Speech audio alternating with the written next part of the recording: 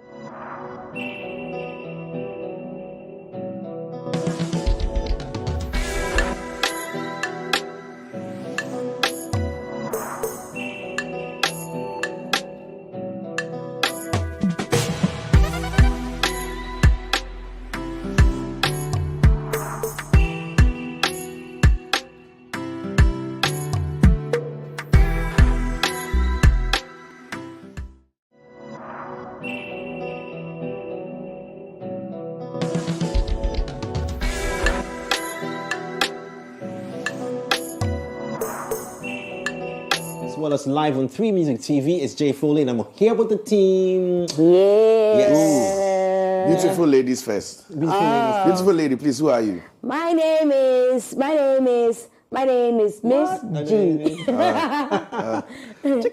name is Charles. Charles.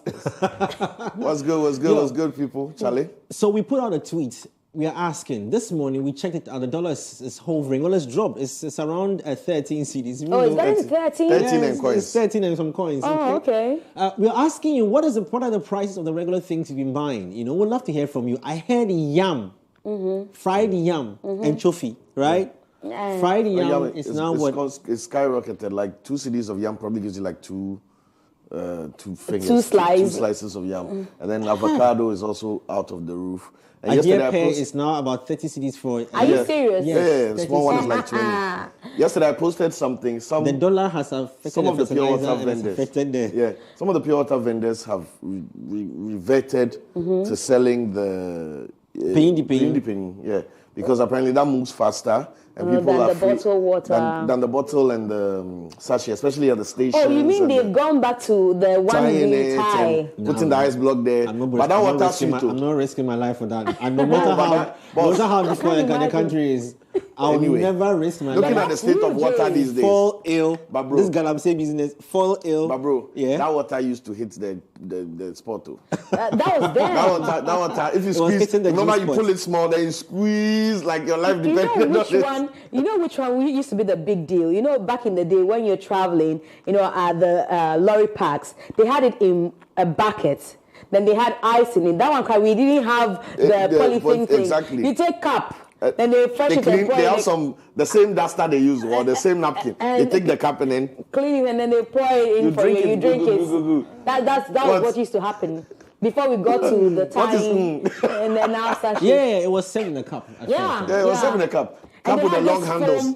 They put on the funnel and then they pour it through the foam. The filter, the dirt. And then you drink. Come far, Papa. Yeah. I drank some. We all drank some. Did. We all drank some. I drink from Nkoko Tire. When we run from school and we go to eat fufu at Nkoko. Okay. There's nothing like sachet water. That's all. That's water. Men no me. Wow. Wow. But do you think the prices would drop even after the dollar drop? People will still revert, you know. Now with Christmas around the corner. Reduce Christmas prices. already sees hikes. And then people are already anticipating the West and double hiking everything, even in anticipation. And like people who don't even have direct relations to, I mean, the dollar affects everything, right? But not everything. Because people are taking advantage of it. I mean, the pair for here. Bro, the pair start right the time the dollar before CD. Before CD. The time the dollar before CD, the pair tree reach. Yes. Oh, no, but the cost of transportation, you know, fuel prices but have increased. it doesn't change. One avocado pair is 30 cedis. Miss G, let's let that sink in. Cost of transportation, that's the only thing they'll tell you. Because, for instance, if the pear is coming from Logba Total or Logba Lakpeti, where my grandmom used to have a pear farm, you know, all the way from the Volta region through where we're here. The driver will charge the load. He will charge whatever. Fair before enough. they bring it. But they pay for their truck load. stands. Think about it. A truck load is carrying a few thousand pair, right? How much fuel did they buy extra? How much did the driver take extra for each of those thousands of pairs in that big truck to be equal to 30 cedis? But you know that it's a rip-off. you know that the one who is selling to you at 30 cedis bought from a wholesaler. You know, and they are retailing. So it's not going to be. And you know, again, sometimes the lifespan of the pear, the insecticide. How much did it cost you for you to shoot pear from 5 cedis? I think it goes without 10 cedis. It goes without saying. We take advantage. Oh yeah. That one there is clear. Yeah, but a pen to go bad in about a week. So imagine if she doesn't sell one for 30 cedis. I'm just holding brief for them. If she doesn't sell one at 30 cedis and she has 10 of them going bad, how does she, you know, fix that 10 that's gone bad? She should make like avocado salad. With the rotten pear? The almost rotten pear. Well, yes. Before it goes bad. Well, but there's a video I chanced on the internet, you know, like we were talking about yam, and the man has, you know, I don't know whether to call it a finger like you did, you know, but it's one slice of yam, small like that, and he says, oh, Otomami, 1 cedi, you know, 1 cedi, he says, you know, 1 cedi, he kept showing to the camera, 1 cedi, and then what was even sad for me was the Didekina, You know, the small tilapia. He showed it to me. One small one, he said, and I told mommy 2 cities. But once he was trying to tell the person on camera, the yam broke and fell. The yam that he bought for 1 city and complaining, it broke and fell. I don't know whether the prices CD. are also affecting the size of things, but Like this was also a complete rip-off. When I was buying banana, now I gave the money to the woman to give me, the local bananas, and then I turned and I went back inside my office, and then I asked her to bring it to me. So she brought it to me in the black rubber bag, which and then she gave it to me, and then she left. Oh my days! When I opened the rubber and it had left, that one they scam you. the banana, it was like this, like one you shouldn't have local trusted. banana was this size. You open it like and half even Bro, small. you shouldn't have trusted. Oh my days! This is how the dollar prices are affecting. You have to stand there and fight with her. And fight with her. Well, we would love to hear from you as well. Jump on our social media. Tell us what you're buying, the prices of things you are buying now, with regards to how the dollar Ghana cedi dollar exchange beef is going. How things have really price have really soared so high. The regular things you're buying every day, what is it costing you now? The shocker for me, still, as I stand now, is paya. Being sold with nothing Ghana in it. cedis. Nothing. And the question is, why are we even, hotels are pricing in dollar, rents are being charged in dollars. Like, the building was built like in 1972 and it's been there for all these years, no renovations done on it. And the landlord, the property says that, when I'm because charging, it's in cantonment. if it's in cantonment, so it's $1,500 and you're charging in dollars. Why are you charging in dollars? Because we spend cedi here. It's the only stable currency in their which is true though. And the building, what is wrong with the building? If he was charging in CD, he would have lost money now. Yeah. He'd have because lost a ton of money. they can't quote the money in CD because it will sound absurd. Like what is $1,000 now? It's about 15K. 30 now that it's 13 something. Let's let's not get it twisted though. The bank rate is what we are quoting as 13, blah blah blah. But the open market is free. About 14. It's going to be higher than that. So let's say 14. So you're charging maybe a facility in cantonment in the prime area for $1,000, and so it's 14,000 cedis a month. You telling me 14,000 cedis? I'm looking at you like I 14,000. So basically saying, they're your lane. Go and hire the one you can pay for. Somebody else will see that as the one that you won't be in I shop. want to live in cantonment. Good for you. Build your house there. The main road, just by the main road, there's space. Build your house there. Anyway, so whilst we're talking currency, let's go check out our song of the day. Let's start off with some music. That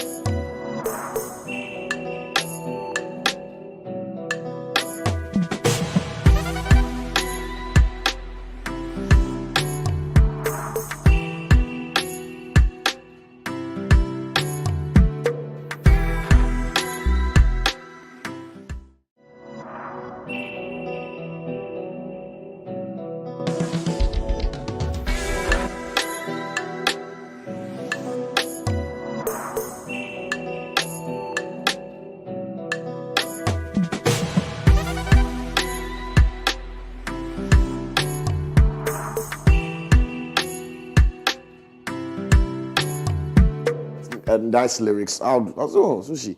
But I hate sushi. But how does it connect? How does it connect with them? Because it's not something they can identify with. They don't need to have experienced it to identify with it. Knowing what it is enough. It's a metaphor, right? I hope say she's Sabi Kukuwache. So he's looking for a homely girl, a girl who can cater to him. That's the metaphor. It could have been Gariba. But it could have been anything else. Why is it not? That's what I'm saying. That why is it not like, for instance, Eba, a 4-year-old? That's what I'm saying. That because a 4-year-old is whose food? It's for Nigerians, but it's basically for Yorubas. Exactly. So a 4-year-old is for Yorubas. Is it going to resonate as powerfully? But why is it concerned about our market if he's not interested in penetrating our market? You see, fried rice. Okay. Fried rice. If we mention fried rice in Ghana, it has nothing to do with whether you are Akan, Ewe, Gambler. Everybody loves fried rice. Exactly. That's the same effect that Odoyo and Wache has. The same way, if I was trying to flex you and I said a workplay, it's some kind. There are girls who I want a workplay, but how many girls you go feel run? That's why fried rice was a thing. If you did run some girl, where take and go buy fried rice. No, you did run them. Are you sure you did run them? Well, but I do you get what I'm maybe they no breaking my head, but oh no, they're breaking your head. But you get what I'm saying. Watching is universal. It is not universal. I don't think it is. They don't eat watching. Since there's people on the streets of London today on their way now to go find some watching chop for some Ghana place. I think rather what happened with this song, and of course Shito and maybe Banku Tilapia, because I've heard some Nigerians says, oh, because they constantly heard it, they were curious about what it was. Yes, there are Nigerians who step into this country and they want to taste our jollof because of the jollof war that, we've created over the period. Yeah. So I think that Runtown's song just went there. They want to see, okay, what is this watch this guy is talking about? Because the last time I saw somebody, I remember the Ghanaians also in Nigeria, because I saw somebody on social media saying, it was Chrisato's former wife, what's her name? Damilola. So she's called Adedemi on social media. She posted that she misses Ghana because of early morning watch that she has after the gym session. It's exotic. The word I was looking for is that it's exotic. Somebody told her that, you could find watch. The Ghanaians are selling watch in a certain street in Nigeria. So she should go there and get wachi. I'm sure even that post will prompt any other Nigerians. What is this wachi? Let me go get it. I'm just interested in the fact that they're selling our food. They're interested in our market. It's also because over the period, we've given them audience. There are days when Nigeria songs are the leading tracks on Audiomack in Ghana, Apple Music Ghana, and all of that. So I think that deliberately, they want to touch our hearts, get our attention. For all you know, maybe Chris Daniel's previous song before this Odoyewu song, Kiss Daniel, did so well in this country that now he said, let me just please these people. I see I've got a huge fan base in Ghana. No wonder he's coming to Ghana this December. So let's do something that they feel like, oh, I'm one of them. People want to identify with. So let's do something that makes them feel like I'm one of them. So he's gone to Dadas with Odoyewu. And half the girls on TikTok are bending their waist because of the song. Well, if you're missing out on TikTok, you can go and check out some of the videos on there. It is something else. Well, today being TikTok Thursday. I'm sure Lenny will talk about that later on. But let's go check out song trivia.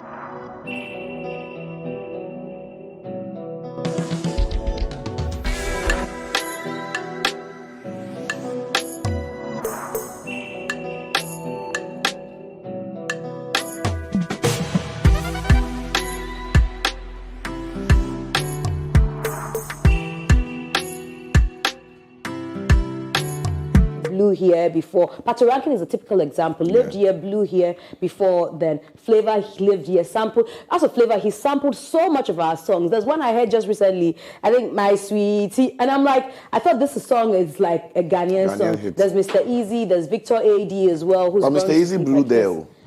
No.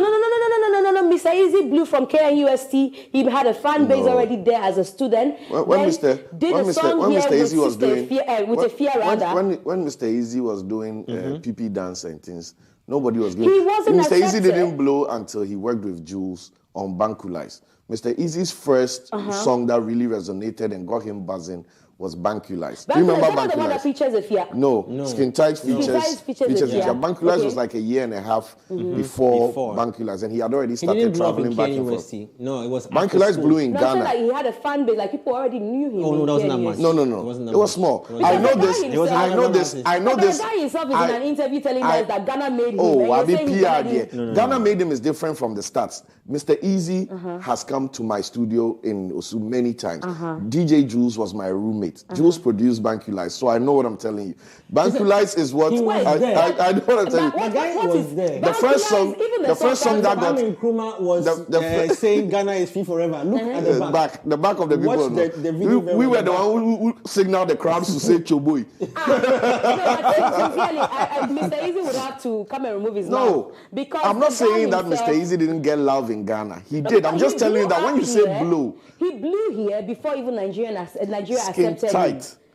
He blew here before Nigeria accepted him. Yes. The song you're talking about, Bankulais. What even the Bankulais itself as a title? It is we that understand. Bankulais. It is talking about our food banku and Bankulizing banku. We accepted him first, before the Nigerians did. I'm not denying that. I'm just saying that Mr. Easy's major success for him to become the mogul he became now happened when he left Ghana. No problem. He was trending with Bankulais. And then there was the remix with Papi Kojo. And then there was Skin Tight. And he was relevant and everybody knew his name. But he had not made that massive impact that we know now until he left Ghana. No problem. But I'm and just that's the saying blowing. Isn't that massive impact the blowing? We get to give them the opportunity to penetrate their market. So, for instance, Bankulais, we've accepted Mr. Easy here. Now the Nigerians are here and getting to know that he's theirs. Then they take their thing. That's basically what I'm saying.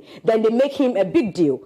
That's what they did with Patoranking. Patoranking was singing here, and then he did one song here, and then Tiwa put him on the remix of a song. You know, Victor Eddie, Waiting You Gain was big here.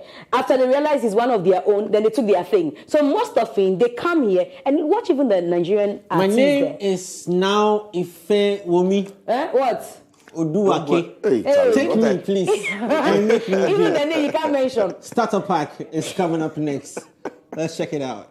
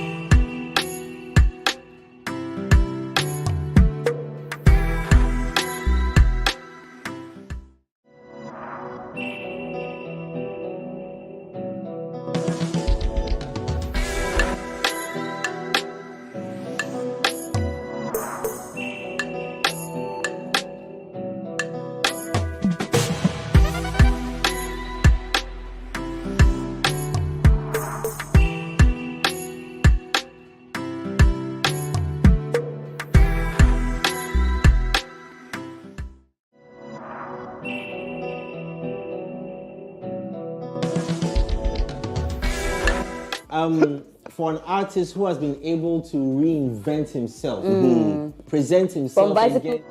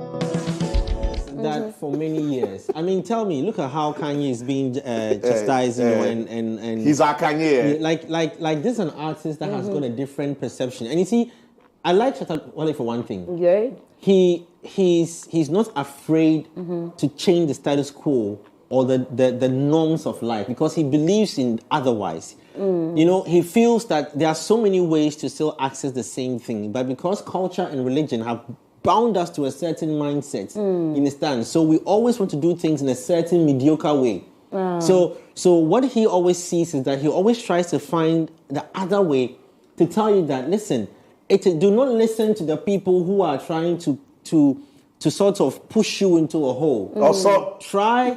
There are so many ways to the same destination. Okay. Understand? So that's the man. Right, Reverend Foley has changed the program. That's the man. Right, Reverend Foley. Listen, Yes. hold on. Have you opened your Bible? Back to dollar matter. Let me tell you this. Ghanaians who complain about the dollar are very happy when they have dollar and they're changing their money to CD. That one is Amen. true. It's a one-way relationship. It's a one-way relationship. That is what Shatta Wale preaches. You understand? That we shouldn't buy dollar. That you see, it is only when it is in your favor that you would want to speak to it. But sometimes consider the other side. You get it? That's why I'm in a great t-shirt. Hey, Charlie. It be like something go off. Charlie, he was driving now. Just put the car in reverse. David Cote Blankson says, Jay, I changed $1,500 to $100 from $100, you know, just last Friday, and the city began to appreciate. He says, I think I got to go and change the USD back to my CDs before I lose my cash. Anyway, shout out to the whole team here. Thank you very much, David. I see you as well. If you have dollar, still keep your dollar. I tell you, I hear it's this 20. gimmick is not going to work. It will go back to 20 by December. You know there's a dance. Latest by January, February, There's a 20. dance like this, right? Like, you know, they do like, you go One forward, two back. Hey. One forward. So the dollar two they back. do, you like, hey. They shall everybody. The Momo just sitting there. So I know the two of them just want us to go away from the conversation, but Shatta's song, God. just Goodness. Kill Them With Prayers, you know, was the song on your screens right now. I'm trying to get the producer to play that song again. There it is. Thank you very much. And you need to understand that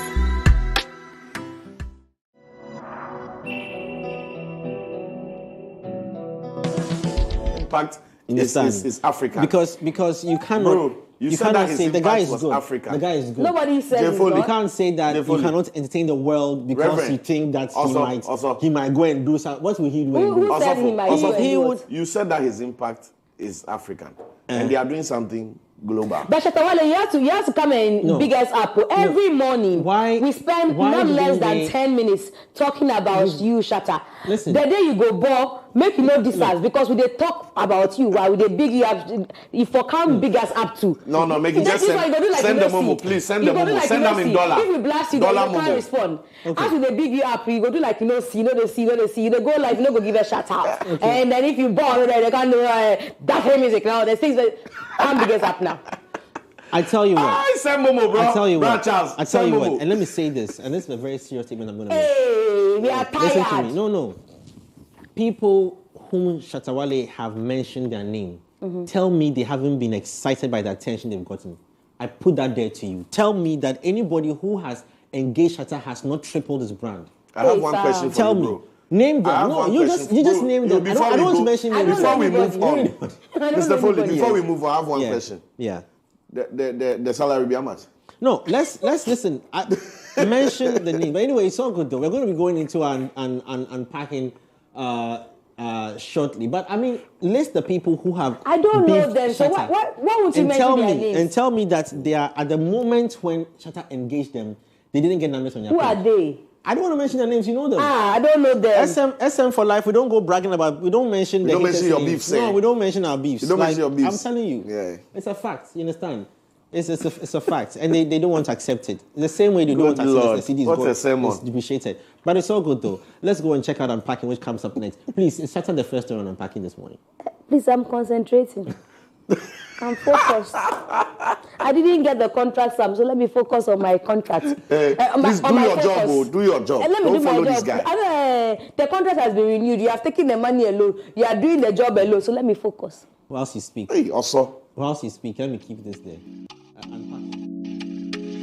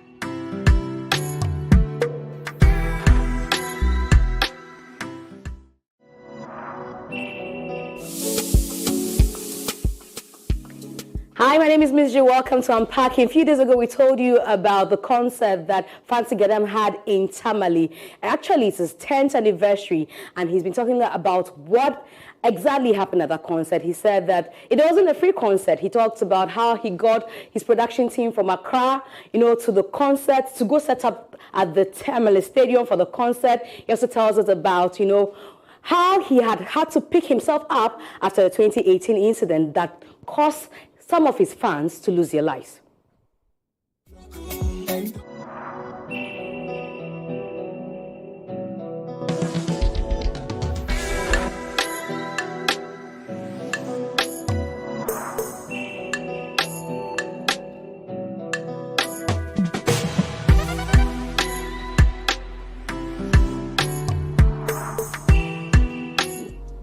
Charlie, God bless every Gadam National who is supporting Fancy Gadam music career. Thanks so much. It's just God grace. Wow. This is beautiful grace from God upon your life, because it is that much that if anybody wants to come up north to do something, they have to contact you. Otherwise, it's a flop. I don't talk so. No, but we've seen it in time past. People have come to do concerts out there. You know what happened? Not even quarter of the numbers, not even 1/10 of the numbers you had on Saturday showed up. Is it like you've told them, if it's not Fancy, don't show up? Oh no, how can I do that? How can I go around telling people not to show up? No. It's not true. I will never do that, because at the end of the day, if I do that to a correct artist, I should know that maybe I also go to his zone, because I don't want to remain in Tamale. I don't want to remain in the northern region. I want to go global. So we artists have to be, supportive, no matter where you are coming from. You understand? So I will never do such a thing. Let's take a summary in your submission of your 10 years in this industry. If I ask you to give me a summary of what it's been like 10 years, what would you say it is? Yeah, I will just tell you, it's full of success, full of joy, and full of trouble. Because you cannot be enjoying all the time. Sometimes, I get so much trouble through this music career, because way back when incident happened and some people lost their life, I gave up the music for a year, and the fan base has to come back, and beg me, and tell me to come back, because this music thing, if not Fancy Gadam, they don't see anybody. And then I'll tell you one thing, it is, humbleness, it is hard work, it is, good music I feel there, that's all. Inshallah, I'm going to do my next biggest show in Accra Sports Studio. I've been doing Bukum for 3 years now. And then always, if I do Bukum Boxing Arena is about 5,000 capacity, and I always fill it up. I did about three times. And always, if I do Bukum, the place will be full to the capacity that some people might not get the chance to enter, and they'll go home. So we are putting things in place. By the grace of Almighty Allah, our next biggest event in Accra is going to hit the Accra Sports Studio. The one in Tamale, was it a free concert? And the one you're hoping to do at the Accra Sports Stadium, will it also be a free one? Okay, so you see, if I get sponsors that can take production and the venue and promotion, I will do free. But if I don't get sponsors and my management has to spend all money, I have no option than to take money. So how much did you charge for your 10th anniversary? VIP, people who were on the pitch, they pay 50 cedis, and the people who were on top of the popular stand and the regular stand? The popular stand was 30 cedi. Yeah. Wow. People will see this and say, oh, you are rich. But they will forget that there's too much cost involved. The production has to come from Accra to Tamale, and then renting of the sports stadium, and then putting, advert on TV and then radio stations. It's not a small thing.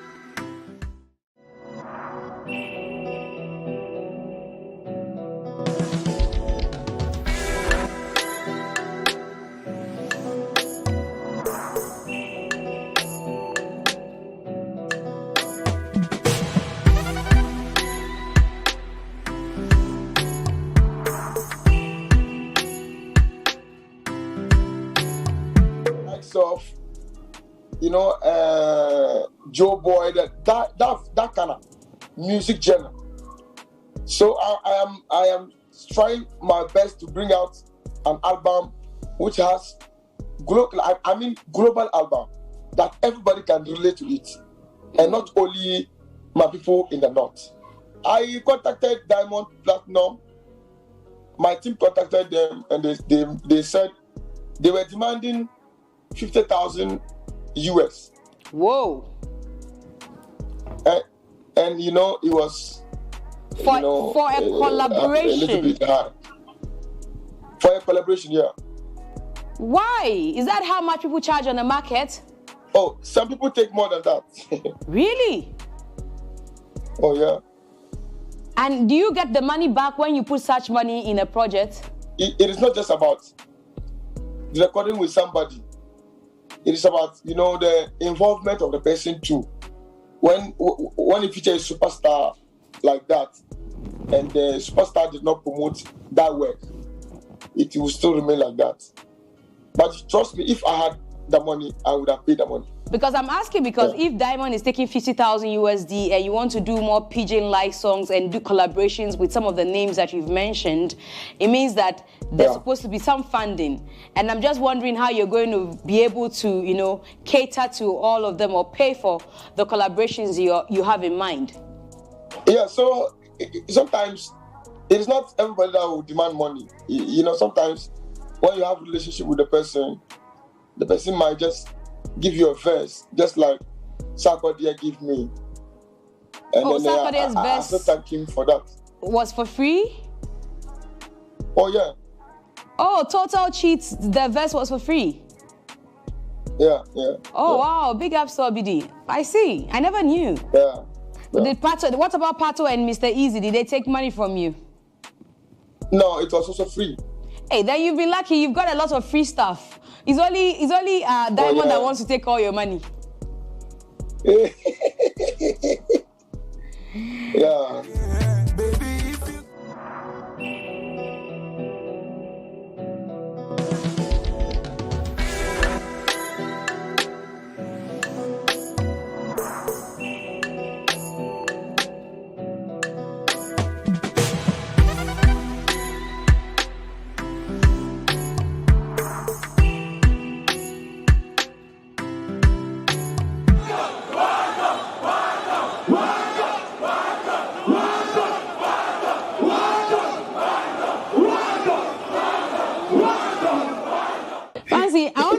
This last question. I realized that on your page, on your YouTube page to be precise, and even on most of your works, you call yourself One Don. I don't call myself. Okay. They call me One Don. They call you One Don. How many One Dons do we have in this country? We have 2. Oh, okay. So you and who? Fansigadam and Shatawale. I see. So it means that you and Shatawale, you're on the same level. Nobody is ahead of the two of you. People are on the same level. Is that what it means? Oh, yeah. Hope there's no confusion anywhere. No, there's no confusion. There's no confusion. Okay. I respect him because he's my boss. He's my senior. I respect him. And then we had the collaboration. And in the song, I said, One Don, eat the Fiji, One Don. Don't wanna bang. Yeah, it simple means when one done feature one done, it's gonna be a banger. And has it been released yet, or is yet to be a banger? Yeah, it's yet to be a banger. Yeah. All right. We're waiting for that banger from the One Dons. Thank you very much, Fancy Gadam.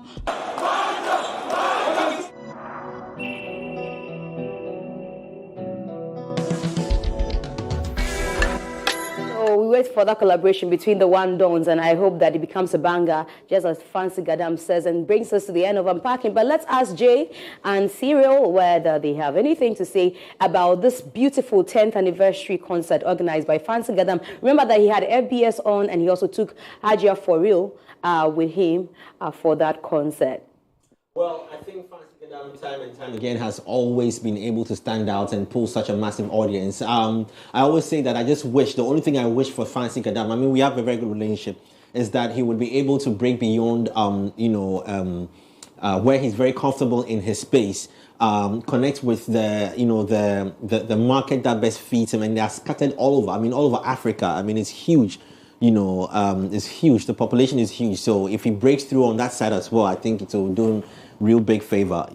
Try and pull up same concerts in Burkina Faso. Try expand. I mean, there's so many other African countries that I think he has to. Because he did it in Accra. He did it nicely. Nicely.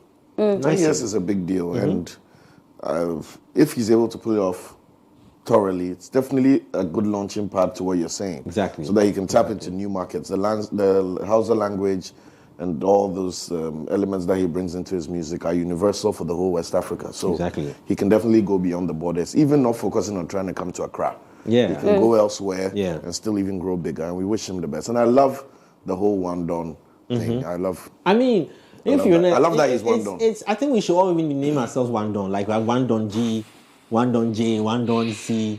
Like it works. G, J, C, One Don J, One Don. It'd be how much? One Don. No. About one don and one CD. No, 40. One CD is equal to $1. No. 400 CDs is equal to one don. It's higher than dollar. Oh, Cyril. 400 CDs is equal to one don.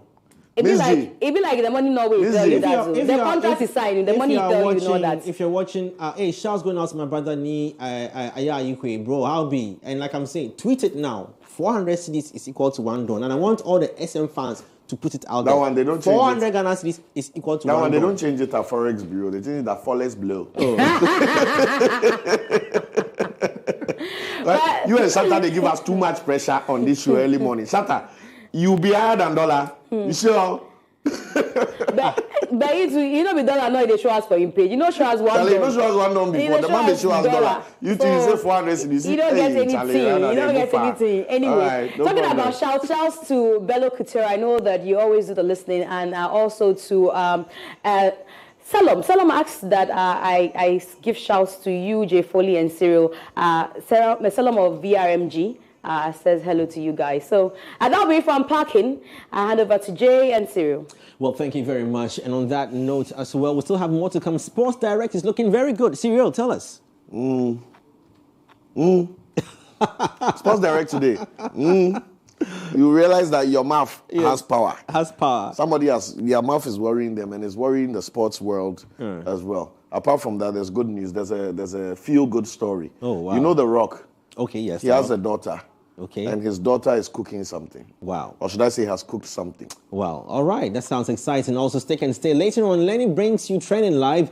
It's definitely going to be a packed show. Now, we're also talking about evolution of our Ghanaian rhythm. Okay. Now, this morning, we are honored to have industry-grade sound engineers. I'll mention the names later on to you, and who are going to join us in the conversation of understanding where we've come from to where we are going to. Well, coming up next is Sports Direct.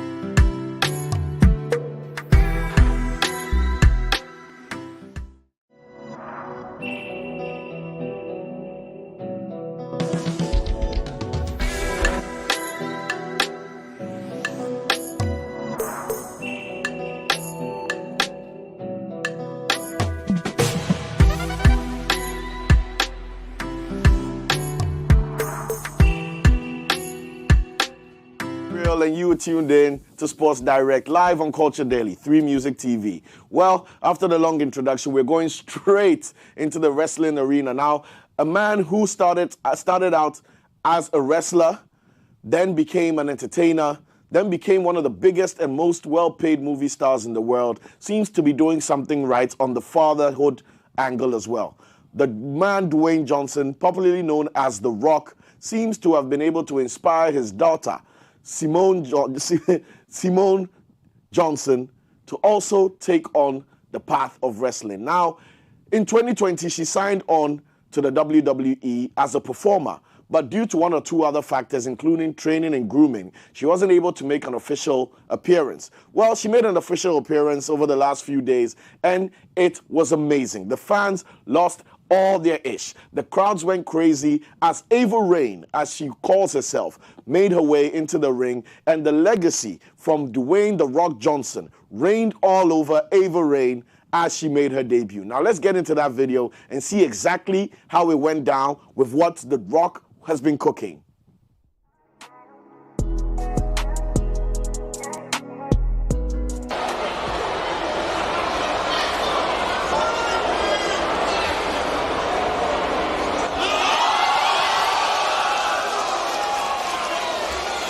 The love and acceptance the schism has given me defies any preconceived notions of who I'm supposed to be. This family completes me. I am Ava Raine.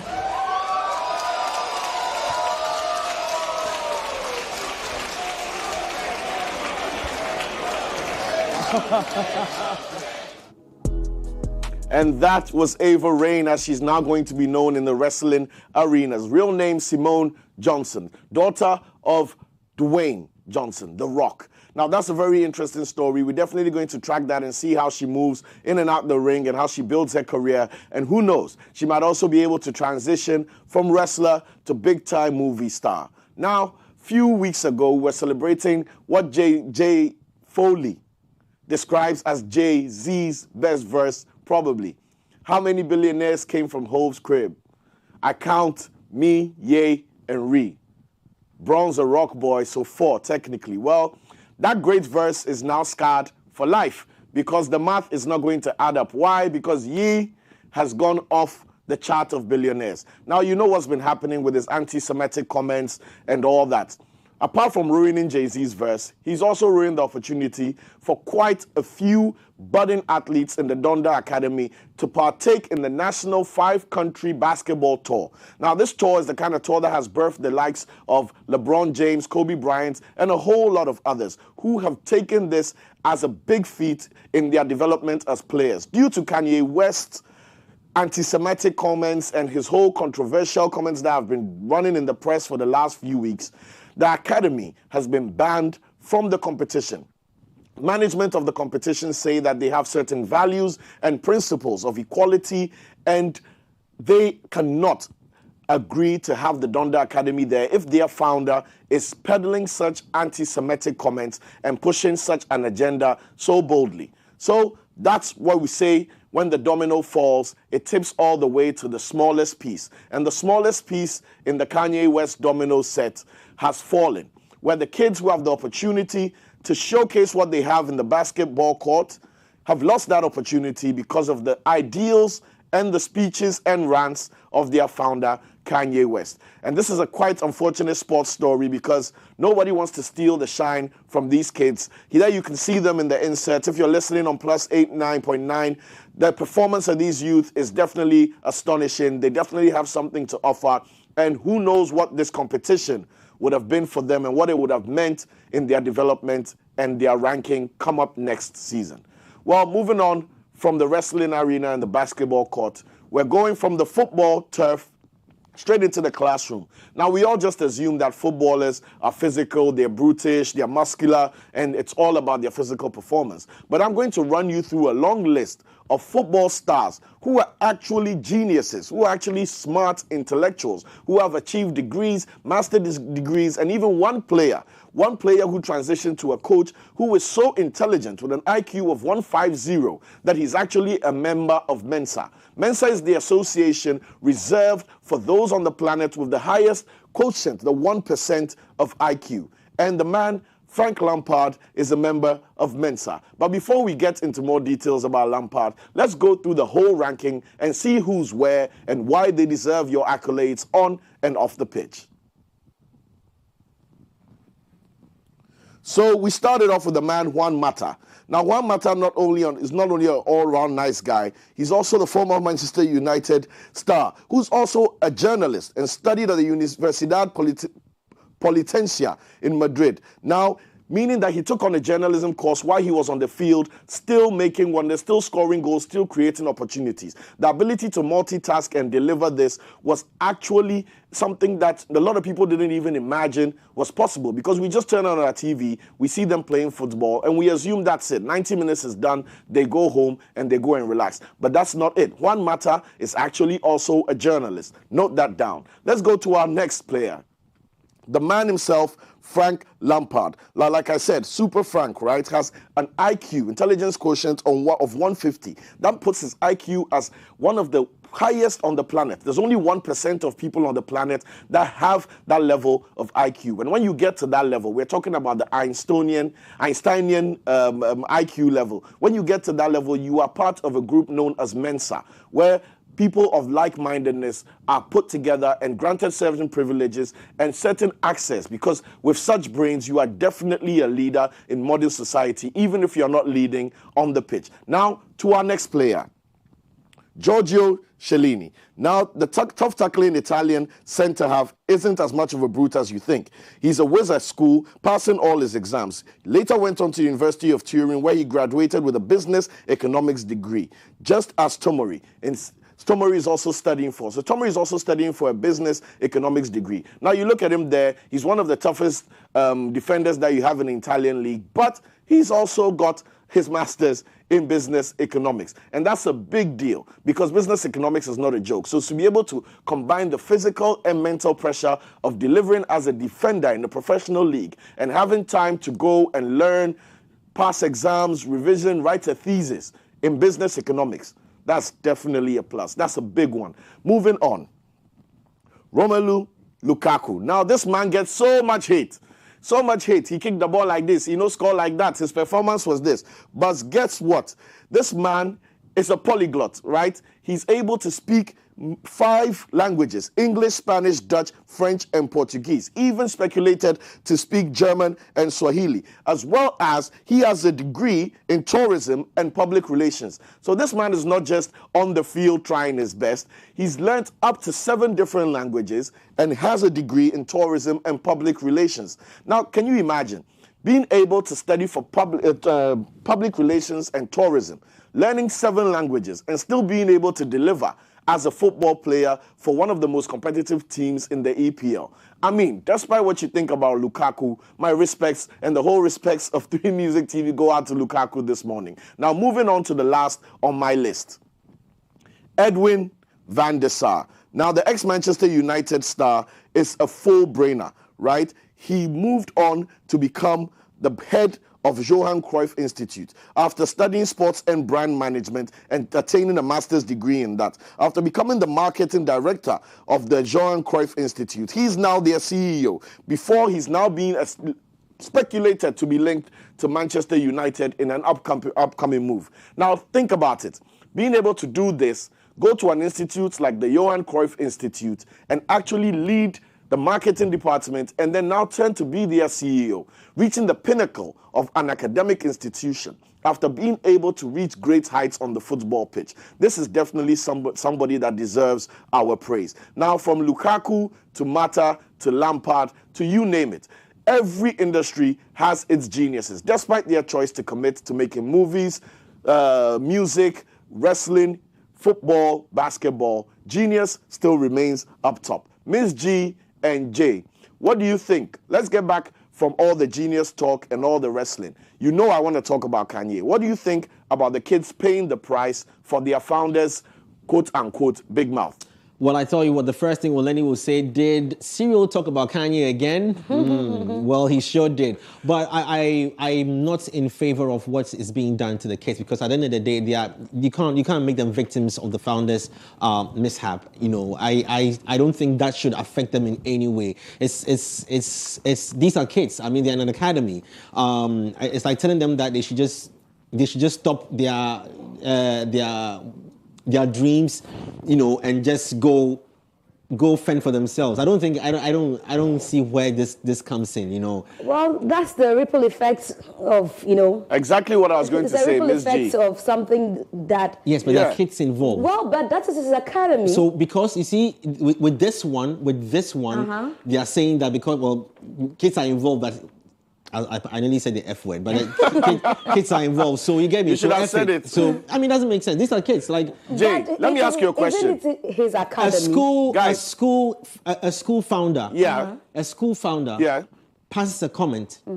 Because of that, the they issue close is down. that They close down the school founder has based the school on his own principles. Yeah, the Donda beliefs. Academy is not an independent academy. It's a private academy where the principles and the ideals of what Kanye West thinks is important is what creates the foundation for the academy. That's the difference. True. If there was a board, an education board and a board of trustees and all that had set the pace for the school, and Kanye West was only a founder in the figurative sense, then this would not have happened. But he is in direct connection with the academy. What he thinks the academy should do is what they do. What he says. My silence doesn't mean that I'm accepting it. I'm still saying that these are kids. Forget what Kanye West said. I'm not against it at all. West's I agree with have you. not come to Jay, harm the I kids agree with in you. any way. Kanye's thoughts I cannot be I don't see the connection with Kanye West's statements and as the an kids. individual and what he believes in. But business is business, Jay. And what the kids are getting. Jay, these are kids who Ms. G, are. Forget about the kids. Forget about the kids. Forget about Kanye. Somebody is running a nationwide basketball tournament that is tapping into several hundred colleges. You're talking about logistics. You're talking about funding. You're talking about marketing, brand association. If Adidas, who has a direct relationship with Kanye, can sever that deal, the tournament does not want their sponsors, their brands, to feel the same way, like they are helping promote something that is associated with Kanye West. So it's a business decision. It's not an attack on the kids. If we were organizing a tournament and one of our founders had a scandal that led to something like a brand disowning him, we would also want to protect the few brands we have that are funding the tournament. And if that means severing ties, you do that for the sake of business. So while we are crying about Kanye's academy not getting the opportunity, what could happen if they didn't kick the Donda Academy out was that none of the schools might get the opportunity because other sponsors might cut funding. Other sponsors might cut. I still don't buy into it because at the end of the day, seriously, Jay, that's it. It's business. You cannot victimize the kids, their dreams, because the founder passes a comment on a certain platform. That it's a business decision. It's not an emotional decision, Jay. You can't do Those that. are not the only kids in the tournament. Out of this deal with Kanye West. But let's say that's his academy. Yes, but then the academy. How do you separate do you know who else? Do you know who else pays attention to the tournament? Yeah, I'm listening. Sporting brands. You have the likes of reps from Puma, Sports, Adidas, I think sometimes, I think sometimes in the US, I think the deliberate attack on blacks is becoming a problem. But you think that the deliberate attack on a Jew is not a problem? What Kanye West said, tell me what is wrong with what Kanye West said. He passed... I don't want to take too much of sports time. He made a statement which the Jewish feel is an attack on them. We shall take this conversation to Studio 899 just so Cyril can finish for Lenny because there's you see how I'm enjoying the both of you. You see how biased we are. We are concerned about the black guy, but we are forgetting the emotions about of the Jew. No. But that's it. No. When you cry for Kanye, you cry for the Jew. Kanye spoke truth. His truth, but Kanye he didn't go well with the Jew. No, it's not about whether they did go well or not. Kanye spoke truth. He didn't speak lie. He spoke truth. He spoke. And in our language, exactly. we say a triumph. Okay. The reaction from these brands and what they stand because for. they have customers who are Jewish. They have brands who are associated with them who are Jewish. Clearly, on grounds of business, that's the reasons why they are. And if it's business, then I think it is very unfair to the kids. That is his business as well. Who is see the academy dream. not his business? I mean, the tournament is not just about the kids. And trust me, Kanye will stand strong. The tournament is not just about the kids. Would separate themselves about from them. $400 million or billion, or I don't know, but I hear he's still losing. He's going to lose a lot more. He's not going to lose. Listen, there are contracts. Let me tell you this: there are contracts. Anybody who decides to step out of the contracts will definitely have to pay. There are clauses for which that contract. No. That's if there's no justification. Trust me. What you see? That's why I like One Don. Because I'm telling you, some of these brands, right? Like, anyway, you will take. Can I have my sports bag? Please take your sports bag. Can I have my sports bag? And production, can you please? Big me. So, guys, from Kanye West to The Rock to our intelligent football stars, you've heard it all today on Sports Direct. The name is Serial. We'll continue the show. I'm throwing it back to Jay, Miss G, and Lenny. Let's see what's up next on Culture Daily.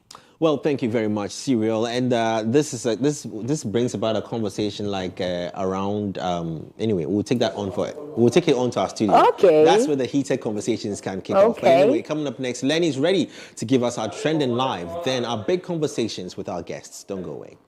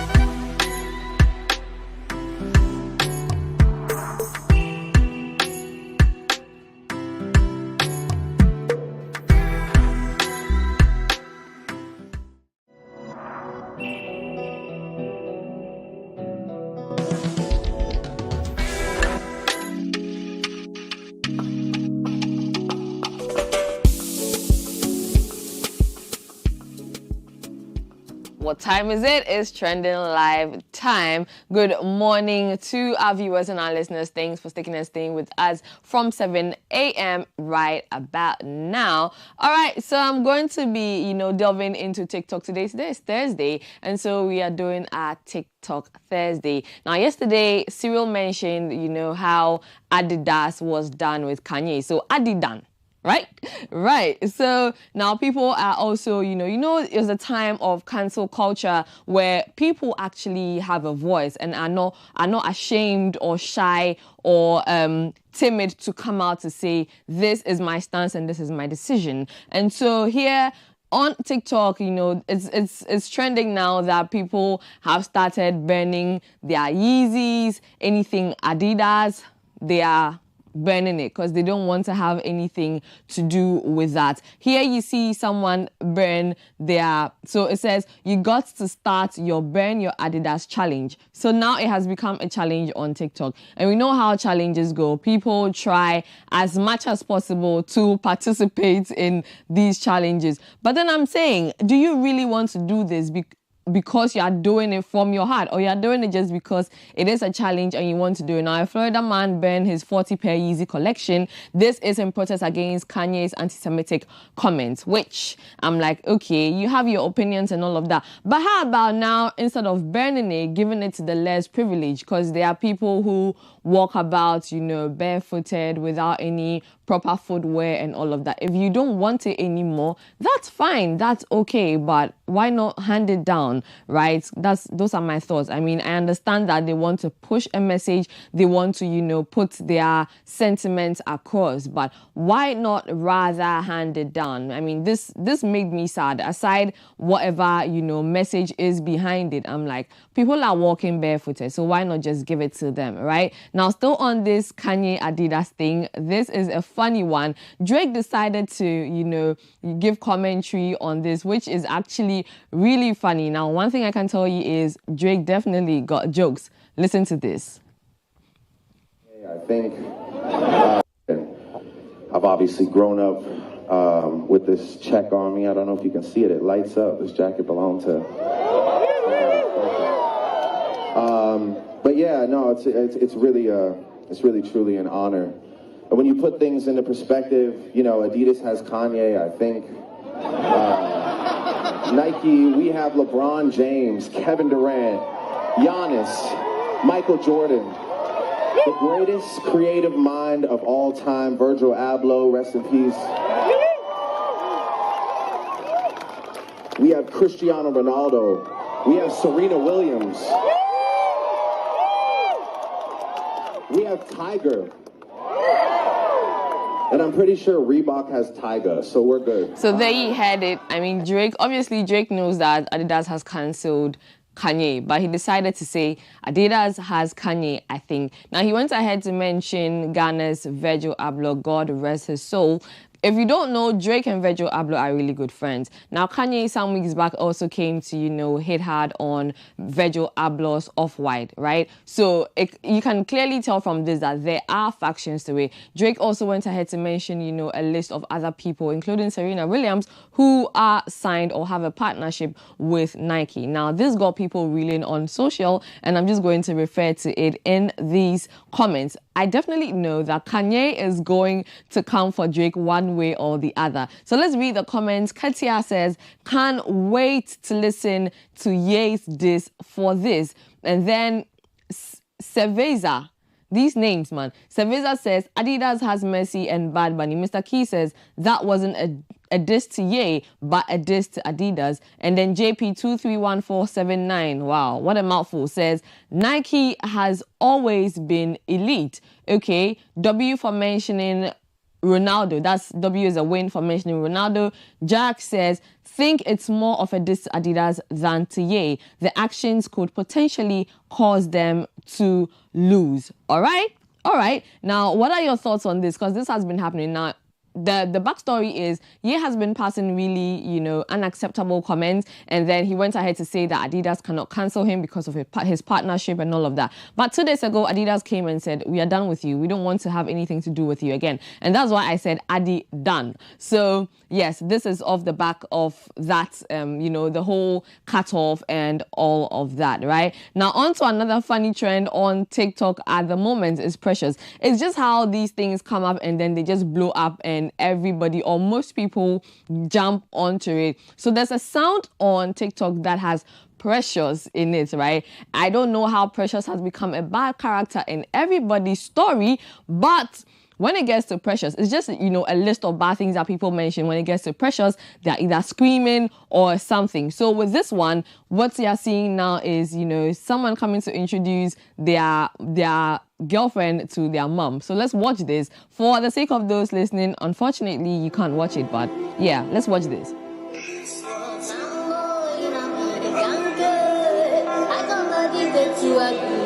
Precious.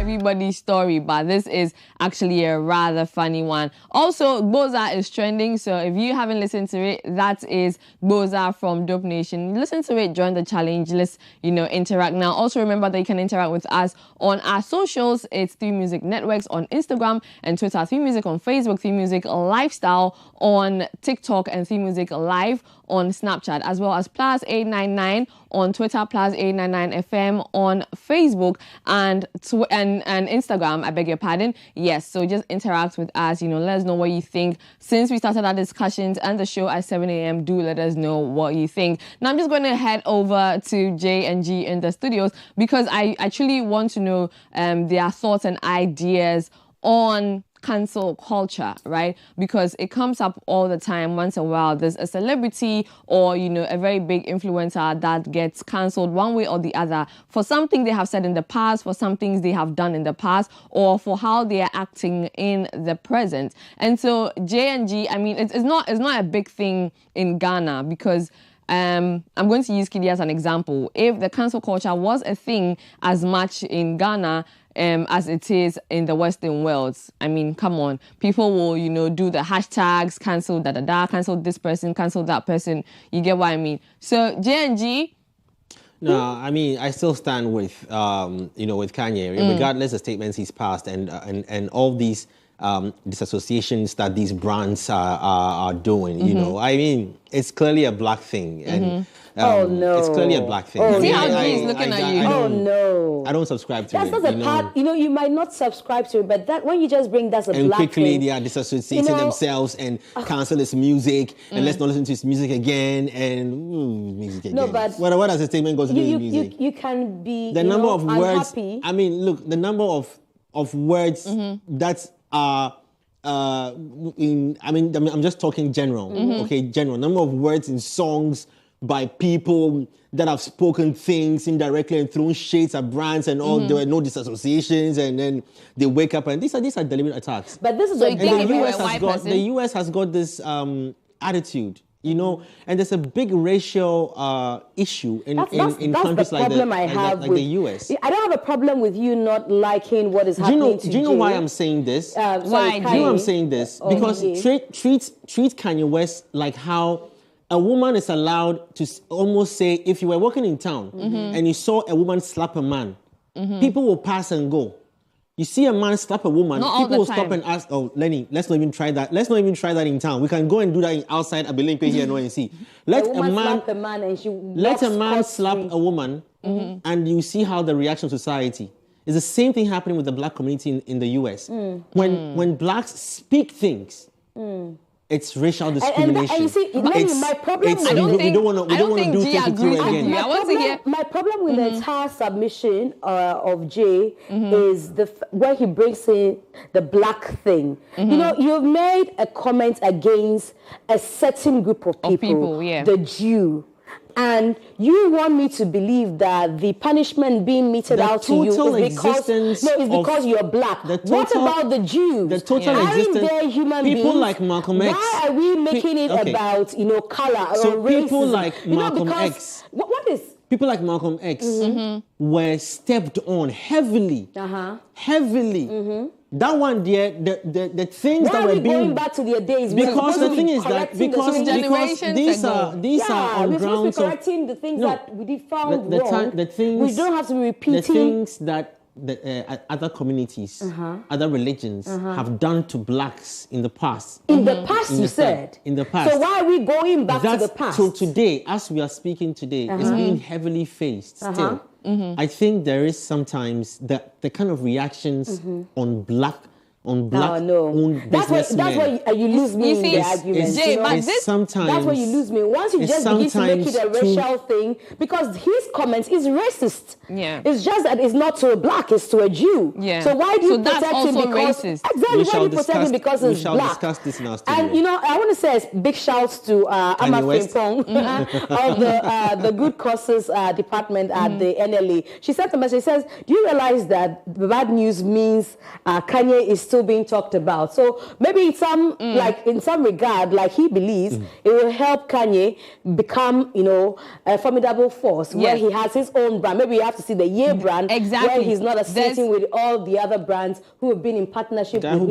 Exactly. Now there's another school of thought. There's another school of thought that says that he's just trying to dissociate himself from all the brands, all the labels that he's on, so that he's able to, stand alone in pushing, because some time ago then he says that Adidas is not letting him, do what he wants to do, right? So there's that other school of thought that says maybe he's going on this tangent because he's just trying to let, these brands associate themselves from him, and then now he becomes, the individual who is doing these things, and then nobody gets a cut from it. But let's see how the progression of this goes. And if there are any updates on it, I'm going to bring it to you. Cyril's favorite Kanye in our stories today on Trending Live. My name is Lenny Lumute. Stay tuned to the rest of our programming. Big Conversation up next. Well, 2 hours ago, Kanye West just posted on his Instagram page, Ye has reportedly cut ties with Kanye West. Like, he just threw shade back at them. Like, you can cut all the ties you want. I'm still standing here. Anyways, let's move into our Studio 899. Big Conversations coming up. Very interesting. Don't go away.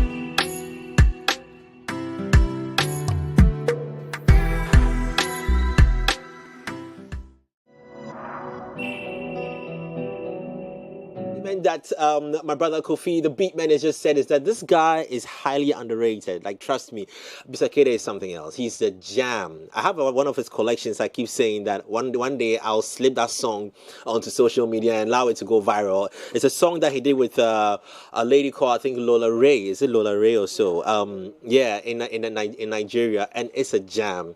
It's a jam, but unfortunately, because of certain reasons, that song couldn't come out. But hey, it's worth leaking it. If you leaked, you know where it came from, right? No, not me, please, not me. But anyway, that was Bisakede and Pato Ranking on that song, on that jam. You just watched the visuals on the screen, so I heard it on radio. Now, this song, for example, made a couple of years ago, all forms part of the narrative of how music has evolved, over the years in Africa especially. But we are zoning it down to Ghana to look at where we've come from in terms of song texture, quality, production, the engineers behind some of these brilliant productions as well, and how that has translated and transformed into what we are enjoying today. And to make this happen in this conversation, I have my brother here, Kofi, the beat menace. Kofi and I, dear Charlie. Tech days, Yes, and our own strategist, the man as well, Olele as well. He's here with us in the studio for a very good conversation we're going to have. And of course, our in-house, the team is here as well, myself, Miss G, and Serial. Well, so welcome to our big conversation this morning. We're going all the way till 10 a.m. and we're hoping to exhaust this conversation very well. But let's start appreciating the music first. Apietus join us. Apietus will join us via Zoom. Yeah. Yes, via Zoom. Thank you very much. Yeah. Apietus, legendary music producer, Apietus will also be joining us. Now, even before we do that, let's clarify this very well. Let's set the tone on the difference between the sound engineer and the producer. Let's clear it. And then when we clear it, then we can now know how to use the words very well, because this has been one of those titles that we associate certain people wrongly with, whether he's a producer. So when the producer releases certain works and it has certain flaws with the mix and all that, you understand that probably a sound engineer as well didn't touch it at certain points or parts of the music. Kofi, would you want to help us with that explanation? Well, yes. I guess to fully grasp the differences between the roles, we have to also speak about the cultural context. In Ghana, usually, a lot of people attribute the role of the producer wrongly to refer to the financier or the executive producer. And that was primarily because we lacked structures, and sometimes when people invest in artists, they found it hard to make their money back. But if they credited themselves as a producer, it was easier for them to track the use of the music and then get earnings to get their money back. You understand? That was where the problem started. Now, the thing is, in most, I hate the word urban, but in most contemporary urban type music produced today, usually you have one person who puts the beats together. That person is writing the music, is by composing, right? So you're making the instrumentation, right? You're making the beat, you're arranging, you're composing, and sometimes that person records. That's a bit of engineering, because engineering, audio engineering as it pertains to recorded music, is recording, mixing, and mastering. You understand? So it's a blurry line, but they have very distinctive roles. But sometimes some of these terms are used interchangeably. But typically, a record producer is a person who directs or guides the recording process. So I can actually produce a song without me making the beat. Okay, so if I come into the room and I say, okay, Olele, I want you to play such and such an idea in such and such a way, and Olele lays the keyboards, and I say, Cyril, play the drums, I become the record producer because I'm directing. So the record producer is the direct parallel of who a director is to film. You understand? And now, because of the way a lot of our music is made today, you'd realize that the person who's putting the beats together is the person making those decisions. So most of the producers are actually producers and co-writers, and may or may not do the engineering. So it's a bit of... And it's funny the way we balancing don't act. recognize the producers as co-writers, you know, because they compose a part of the music, Yes. you know, as well. And then that's where then the ownership and all comes in. But I mean, I think in recent times, certain artists are doing well with this split sheet of split making sure sheet. when the song is Right. done, let's talk the business now before the song comes out. Just in case TikTok takes the song to another level. I can have some earnings in there, and I think on the back of that, we've seen Neptunes, and I hear what's the guy with did the Ameno song with Neptunes? Goya Meno. Yeah, I hear they had Yeah. issues, you know. Yeah. They're currently selling beef. Molly and Amare, you know, and all those things. I'm sure in all that the producer is sitting back. I mean, probably the guy who produced the beat sitting back and saying that, look at the two of you. Hello, can you see me? I'm also here, you know. But anyways, that's just on the side. Understanding that at least, so now we have an idea of how we can give titles to some of the people who we are going to be mentioning their names, you know, like the Apietus, the Sugar Tones. Yes. The good thing is our laws actually recognize it. So it's a thing about awareness and education. You understand? Because think about it this way. If artists or musicians don't make their music on instrumentation, what they're selling is a cappellas. So you can't lay claim to somebody's music composition and arrangement. It's you know, it just doesn't make any sense. You see, so and by default, if I make the beat, you contribute lyrics on it. We own the music 50-50. Okay? Because there's the music side and there's the lyric the lyrics of it. You understand? Combined. And some people can argue for certain types of music, it goes beyond just writing the lyrics because you have some melodic, you know, flow to the music. So you should own, you know, a bit of it. But, you know, give or take, it sometimes depends on the genre. Like if you take classical music, for instance, you have to give a split to the arranger. Okay? Now, if you take someone like Ebo Taylor, he is an arranger first. Before he's a producer, he's a musician, he's an artist. He studied that stuff properly. You understand? So Uncle Ebo is one of those people where maybe you record a piece of music, you go see him, he listens to it, you'll be like, instead of you playing that with a guitar, why don't you play it with such and such an instrument? This part, they delete it. This part is in the key of C. You know, make it an F sharp or something, and it transforms your music tremendously. So Kofi, because of what you're saying, right, what I want to find out from you is clearly, and I'm happy you mentioned Uncle Botella, because it looks like there seems to be a standard way of, you know, getting the sound right or getting our music right. If you look at what was done in the past, like the Botellas, the Machi Dedes, that even the Daddy Lumbas and stuff like that. Right. Like what's going on right now in our music sphere. Right. Have we been able to continue that kind of ethos, or we've missed something out of it? Because these days you're not too sure what kind of music we're listening to. They say it's in vogue, so we need to ride along with it. Well, I don't get it. Sorry.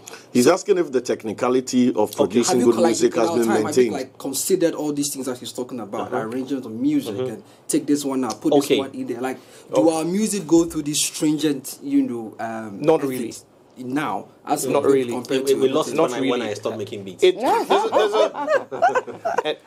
lot of people don't know. This guy was an amazing record producer. Yes, I used to spend, no, seriously. I used to spend hours in his room. Oh, serial. Since he's dropping keys, Beatmenace used to be a rapper. So we'll change the show. Today's Throwback Thursday, no problem. For every key he's going to drop, I have a key. You beg. This table is you need super good. Oh, for real. So let me since Kofi and I are going at each other on the positive But you have side. to come back Let to me that. tell you, we're going to come to this. So, I mean, yes, I love making beats. I was making beats, but Kofi also really understood the technicality behind, you know, right, the very well. So I mean, it was good. It was good. Did any of his beats become popular? Did anybody write on any of his beats? Me? J. Foley? Yeah. Lots of people. I think. I mean, the beats, the songs were not. They didn't get to that level. You know, why social? Commercial level, you mean? Yeah, commercial level. Why social? Is it why? I want to stop. You want to my friend go fire. You see, so anyway, like you were saying, it's a slippery slope. Why? Because I think there's some good in what's happening right now, because there's there's an ease and an immediacy that comes with being empowered and having what it takes just to express a creative idea. I don't think that should be replaced. I think that's a very empowering thing. However, I do not think we have the same set of skills. Okay? For instance, there's a popular opinion. It's fact, actually. It's not just popular opinion that recorded music quality in Ghana has reduced, generally speaking. Drastically. Right? Which we are going to in the speak broad on. scheme of things. There's a huge role engineering or the lack of professional engineers have to play in that. But there's also an important role that we do not speak about as well. The role of an arranger as part of the production process. Let me explain this. If you take like a symphonic orchestra, for instance, sometimes you can have as many as 250 musicians, right? Each person with an instrument playing at the same time. It sounds less cluttered than a typical Afrobeat song that has just 8 instruments. The difference is arrangement, knowing what to play, how to play it, and when to play it. That's the difference. And this is stuff you need to learn. If not, you're going to have just fewer instruments that are fighting for the same space. Sound and clash. so when it gets to mixing, you now have to sacrifice something to let something stick out. And Kofi, if I can just add to what he's saying, that you realize that on, and I remember when we're talking about Bisake Day, right? So we're going to perform in Ivory Coast, and we're doing rehearsals, and then the band we had hired. So when we went into the for rehearsals, was this a Ghanaian band? Yeah, Ghanaian band. Okay. Yeah. Now when I entered the room, everybody was playing. Because it's a live band. So everybody, drummer, trumpet, keyboardist, guitarist, everybody, bass guitarist, everybody's playing. I said, guys, stop. Stop. This is noise. Because if we do not try to, re-engineer the music for a performance, a live performance. Yes. And we are not sure of the guys who are going to be doing the mixing in Ivory Coast for us. The guy behind the board. We would have a very terrible output. So if he's not familiar with your sound, yes, that's who doesn't know your sound? Yes. So let's go back and re-engineer this thing and have everybody play so we have organized chaos. And I realized that this is a problem that we even have with our live performances. It's the perception, Jay. That's the role of a music director. Yeah, exactly. To what Kofi was saying, a lot of music creators do not have the understanding that a good song or a good mix is about the silence in between the sounds. Exactly. It's not about the repetition of, if I do and I do, it's the silence in between these clicks that creates the rhythm. If I do and I wait 1 minute before I do another one, there's no rhythm. But if I do, it's the silence in between that creates the rhythm. So when you are creating a good rhythm, it's about how much of the silence you can manage between meaningful instrumentation. I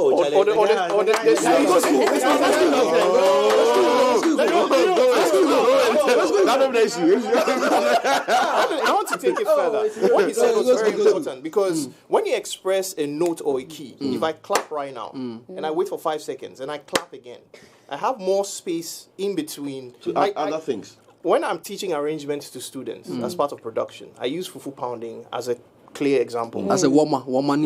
Yes. Wow. When you go to the chop bar, Charlie, sometimes you see 3-4 sweaty guys pounding their lives away. But you never go to Kolebu to find a lady with smashed hands. Because they are listening to the silence. They are working with the moments of silence in between the hits. And that's arrangement. Everybody should have their space in pocket. So do you think it's an issue of like some of our producers being lazy? The knowledge is out there. I think it's knowledge, but we also lack critical listening. An integral part of your pursuit of when you want to train to become a proper musician or a record producer or an engineer, you have to learn how to do something known as deep listening. Okay? Because if I clap 1, 2, 3, 4, 5, 6, 7, we have issues with each time I clap, each instance of the clap, right? But even in between the instance of the clap, you have a tail. There's some air. There's a decay. The tail is what the producers extend using reverb. Exactly. So when it's and then they extend the tail to if if you listen carefully, when I clap, you hear there's a slight tail for a few milliseconds. Yeah. So imagine having 8 instruments playing something. It's noise. The tail is what creates the noise. But what African musicians have done now, or producers have done now, is that a lot of our songs are heavy on reverb. Right. So in their mix, hearing that cacophony, they use reverb as like a band-aid. So the thing is clashing, but when you put reverb, it's To sustain. it sounds like Oshedan. When the song ends, every day. No, you see, if you listen to Michael Jackson mix, right? I keep saying that Michael Jackson, Whitney Houston, Mariah Carey, these are the standards. If you play me a Michael Jackson hit, and the song ends at 3 minutes 15 seconds, the song ends. Despite the fact that you hear the reverb in the voice and the instrumentation. Play any of your favorite song, Ghana, Niger. No, make the lyrics, make the song end. No, but I count think how much of the remnants of unattended tails and reverbs. No, not the ones that do it on purpose. So there are songs that do it on purpose as a styling. Right. But what I'm saying is that it has become a default. When I can't fix a mix, make a throw small reverb on it. on it. So on the average African playlist, reverb is the constant, even for songs that should not. More delay. Don't use reverb. More delay. Yeah, the part where I talk, put the, and it's a constant thing. It's become a flex. It's become an additive, which it shouldn't. You get what I'm saying? Is it a reverb that now our sound begins or seems to sound as though somebody is always constantly echoing? Yes. I don't know. Is that a reverb? That is it. They never see me. You come in. The time they are saying, no, you're hearing coming. Is that because I don't know whether it's a new style now. It looks like almost that's every what I'm song. saying. That's what he's saying. Okay. That's what you're saying. You see, when they say they never see me coming, there's coming. If you increase the game on the software, right, you hear the coming. The time you swallow saliva, you hear all of it. But guys, we'll also bring this back to our evolution. Also, a great question you asked about. Because this is also an evolution. Yeah, this is an evolution. Because back in the day, we didn't used to have. For me, you know what it sounds to me like? It's as if there's somebody echoing whatever the person says. It's because know. So before now, we didn't used to have that style. Yes, because before one, the person who was singing was a trained vocalist, knew how to control their notes, knew how to end a note. And before she goes into E-I, she completely ends the I.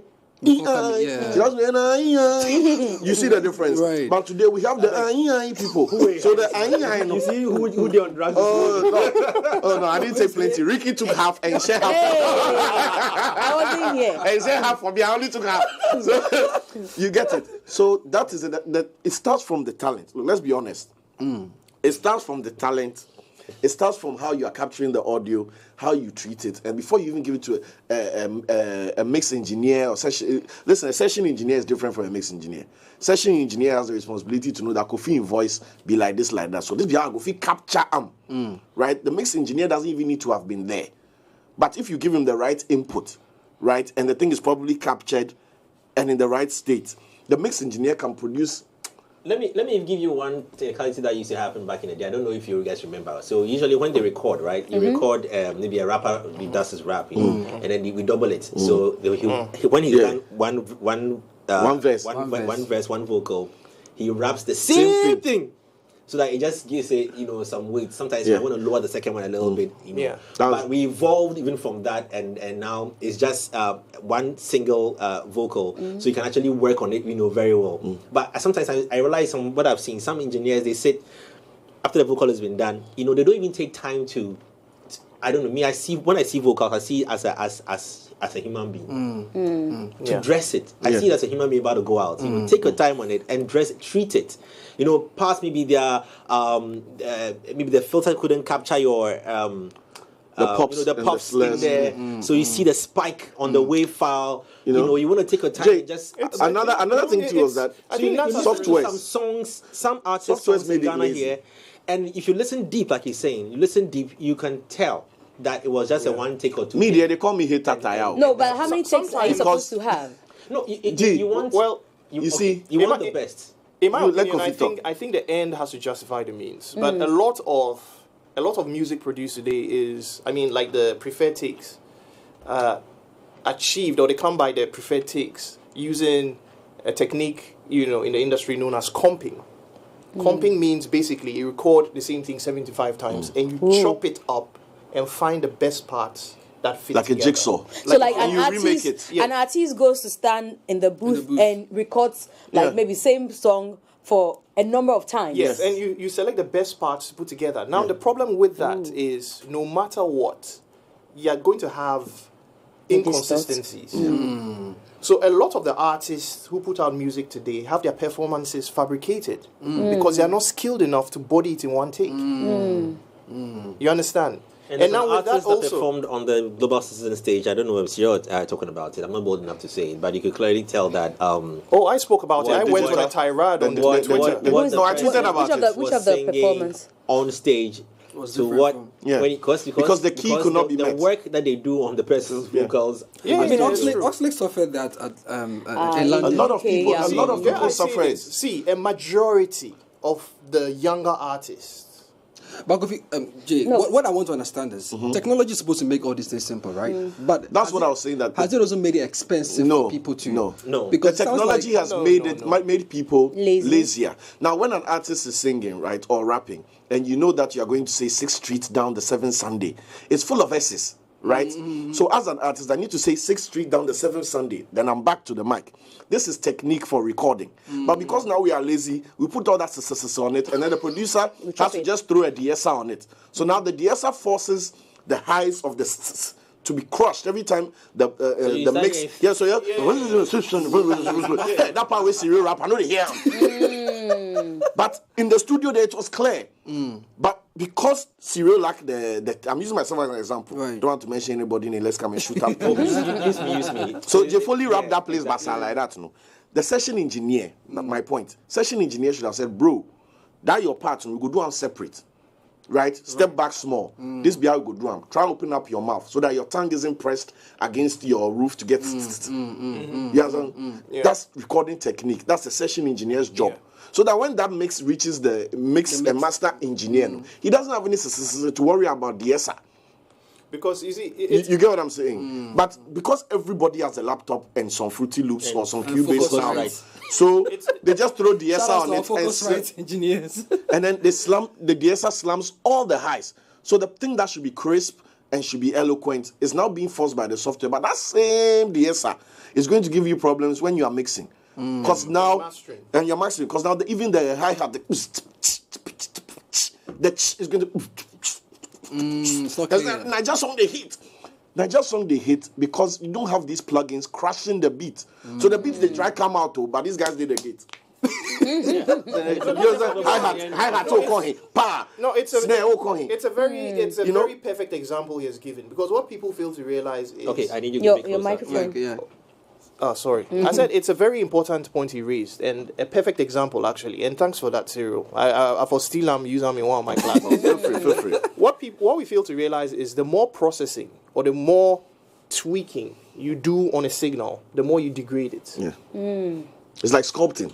Exactly. Every time you put something, it's just so small. So the purer the sounds are, the better the sound quality inevitably, becomes. And also, we also do not invest in the right materials or tools for certain things. But I always use equipment and the right tools or equipment for a specific job as, I always cite it as, a very important factor. But equally as important is the trained skill that is required to man the equipment as well.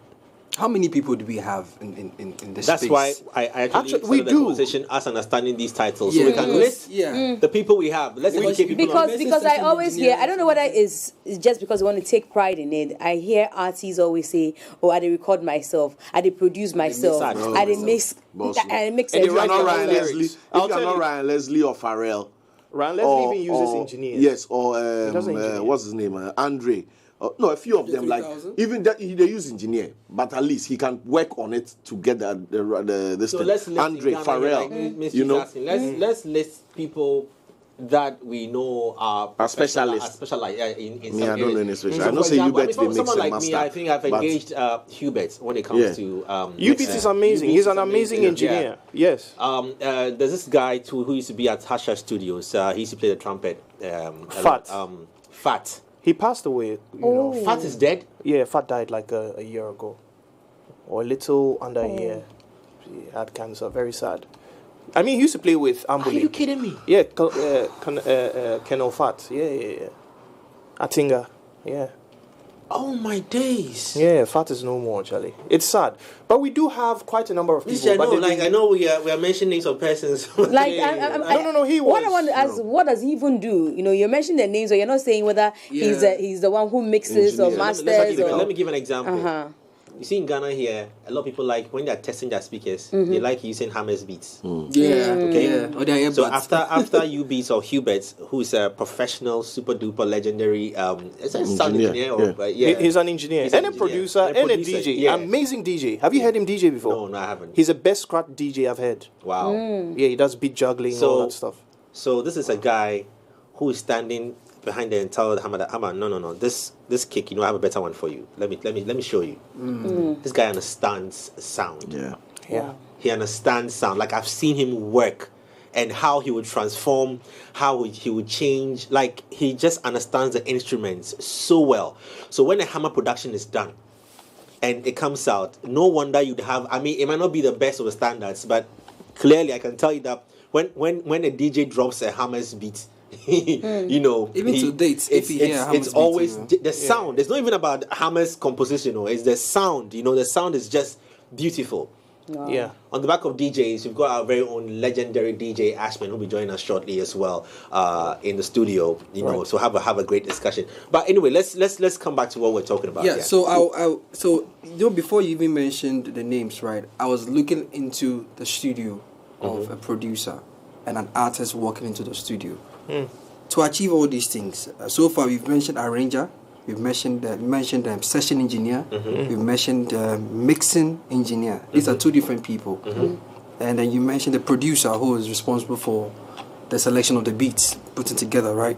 So what else? So this is like four so far. What else would the artist need to make sure that the sound is right? Because I'm thinking about global competition. This is the reason why this is the reason why some of our songs have not been able to enter some of these markets, because we bypass by the all time these things, you get me, hardware, software, bro. The only thing missing from that studio mix you mentioned is the right hardware and the right software, and the right know-how to man it. Because everybody has Logic, but if I open my Logic, you go run. Everybody has Cubase. If Neo Magnum open in Cubase, you go scatter. People are using Ableton to do wonderful things. So the software is easy. If you want to buy, you can buy. If you want to download illegally, I don't advise it. But would you pay for, how many Ghanaian artists would pay for a $15,000 microphone? That is why. That's something expensive. That's what I'm saying. That's Technology is supposed to make it easy, but it's expensive. So how do we?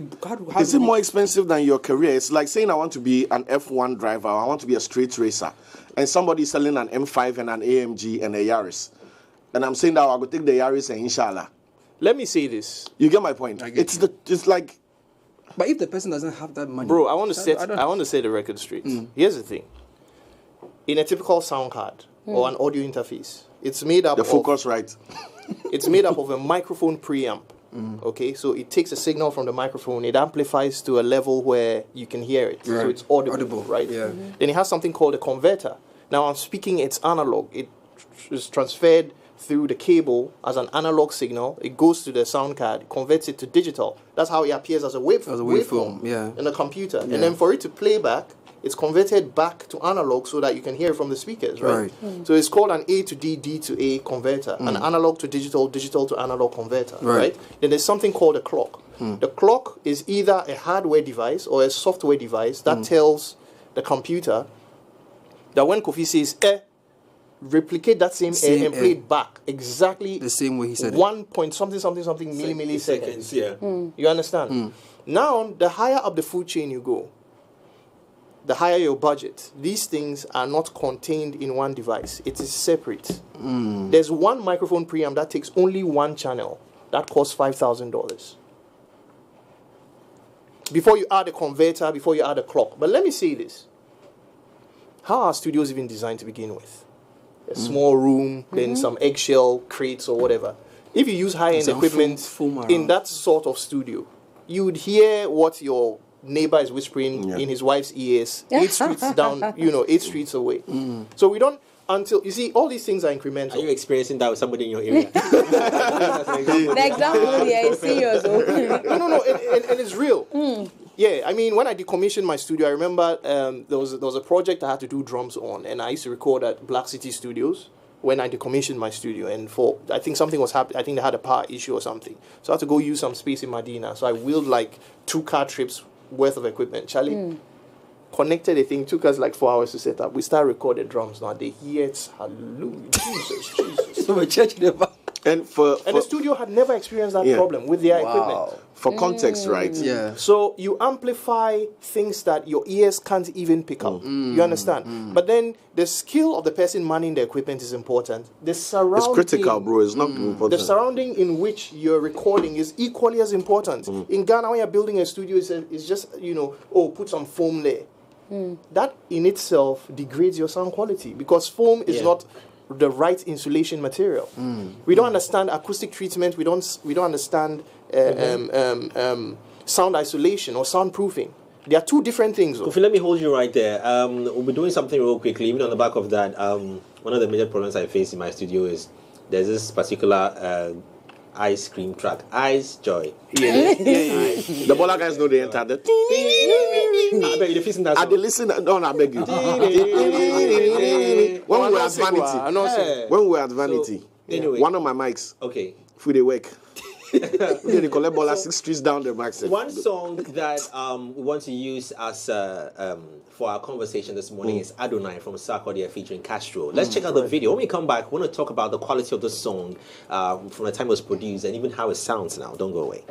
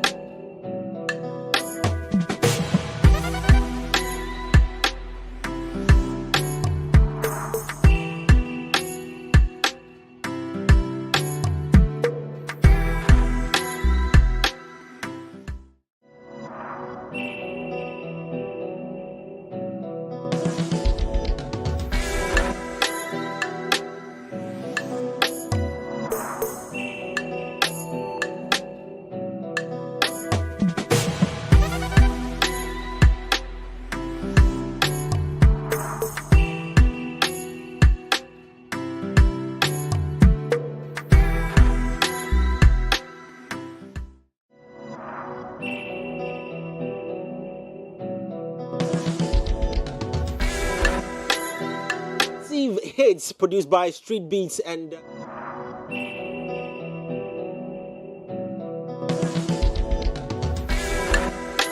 Song, and I'm very sure you out there have enjoyed this music. One of the biggest songs, in Ghana as at the time it was released till date. Even Sarkodie performed the song, and yes, you see the reaction, crowd reaction on there. But let's digest this for a split second. And the conversations, let me say, the conversations we are having here is not necessarily to downplay anybody's work, but definitely make positive criticisms about, the songs, the technical bit of the song. And then all this is supposed to help us grow. You understand? So I don't want anyone to feel like, anybody is attacking anyone. But Ashman has joined us. DJ Ashman has joined us. You should check him out on Facebook.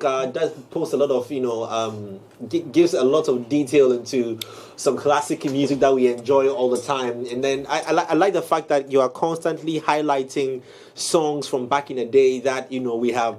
He shares album covers that I haven't seen in forever, and I'm like, wow, where did he get that from? Oh, yeah, I like to document stuff, especially music.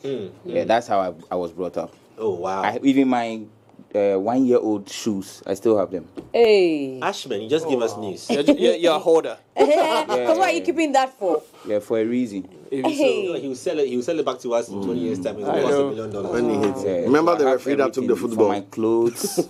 Even the first watch my mom bought for me. Wow. Yeah, it's still there at right now. Wow. Oh, wow. If I get any proper That's secret, I impressive. can't give you. We keep on for me. He's building a museum. Yeah, so, basically, that's how I was brought up. It's one of Okay, that's good. Just before I throw a question to you, I want us to talk about this song we just listened to, Adonai. Guys, we're having a conversation at the back end. Right. No, I'm enjoying the conversation because, I'm a layman and, listening to the song now and the conversation behind the scene, I'm like, okay, well, how come we just are vibing to the song, jamming to the song? We didn't see anything wrong with the song. We are not hearing all the clashes that, the professionals will hear. Then I'm asking myself, is it that the people who worked on the song are not good for the job that they did?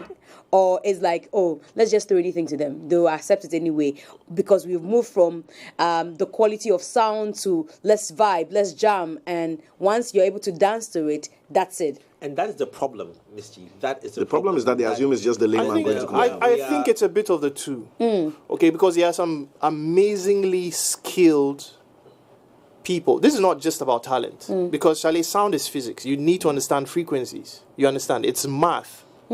Okay, so you're vibing, but you're also applying math. You understand? So an audio engineer is a sound engineer. But a sound engineer does a lot more than audio engineering. Now, you're speaking about audio engineering. When you have a heart problem and you go to Kolebu, they have something called an echo machine that they use to, it's built by sound engineers. Because it uses sound frequencies. You understand? So it is a science. So let's stop acting like it's all just vibes and inshallah. If you want to be an engineer, you need to learn. And that's why Marco Kweku Manteh, Deputy Minister of Tourism, spoke hard about, trying to get a studio, a professional studio that our artists can actually go and have, these experiences, because sound quality being projected is a problem.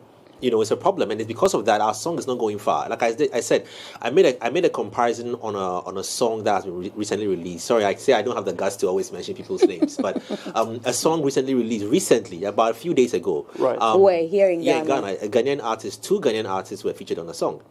Was it a lady? No, you hold on with me. Why is Ricky's mentioning names? Should I mention the names he's mentioning? I wonder why he's mentioning names to us. I already told you people, Ricky took half the drug. This morning. I took that half. I don't know why people are still listening to And right after listening to the song, I hate making this comparison, but right after listening to the song, it was pitched against Overloading from the Mavings. And you could smell the ish. And there was a clear, distinct difference. Now, both of them had used very good bass lines. I think the bass guitar in there was really sweet in both songs. But in one bass line, the bass line in Mavings Overloading, you could feel it. You see the speaker was at work. The speaker has got different rims. In the bass, the mid, the high. You could feel the bass was being used. You could feel the way it was breathing. That wow, this is good. As compared to ours, it was a bit flat. It was like it was picked right from deck and just applied and maybe how it was recorded. I always say it starts from recording and who recorded it. If it was a live bass, what was a bass guitar? Who was a bass player? What technique did they use to play? What's the gauge of string? How did they play? I was a global citizen, right? I was disappointed with Stonebwoy's performance because the drummer was playing the wrong kit. Wow. Yes. Educate us more. I'm coming to Ashman on the DJs engineer as can well. only amplify and tweak what you give him. You can't make amazing lemonade from bad lemons. So what happened? Tell us. What were you The hearing? thing is, he was using a snare. The snare and the kick wasn't ideal for that type of music. So if you're a drummer and you play, you need to understand your instrument. So it's incremental, though. The sound quality thing we are talking about, right? Switch to BBC. Listen to BBC. Right? Switch to a Don't do Ghanaian that. station. Yeah, don't do that, please. Oh, but it's all sound. It's all part of it. It's all part of it. I work with film, animation, and stuff. There was a time we were working on a series of. I won't mention the station. There was a TV show I was a part of, and from time to time I would have to actually drive to the station to help them calibrate their color.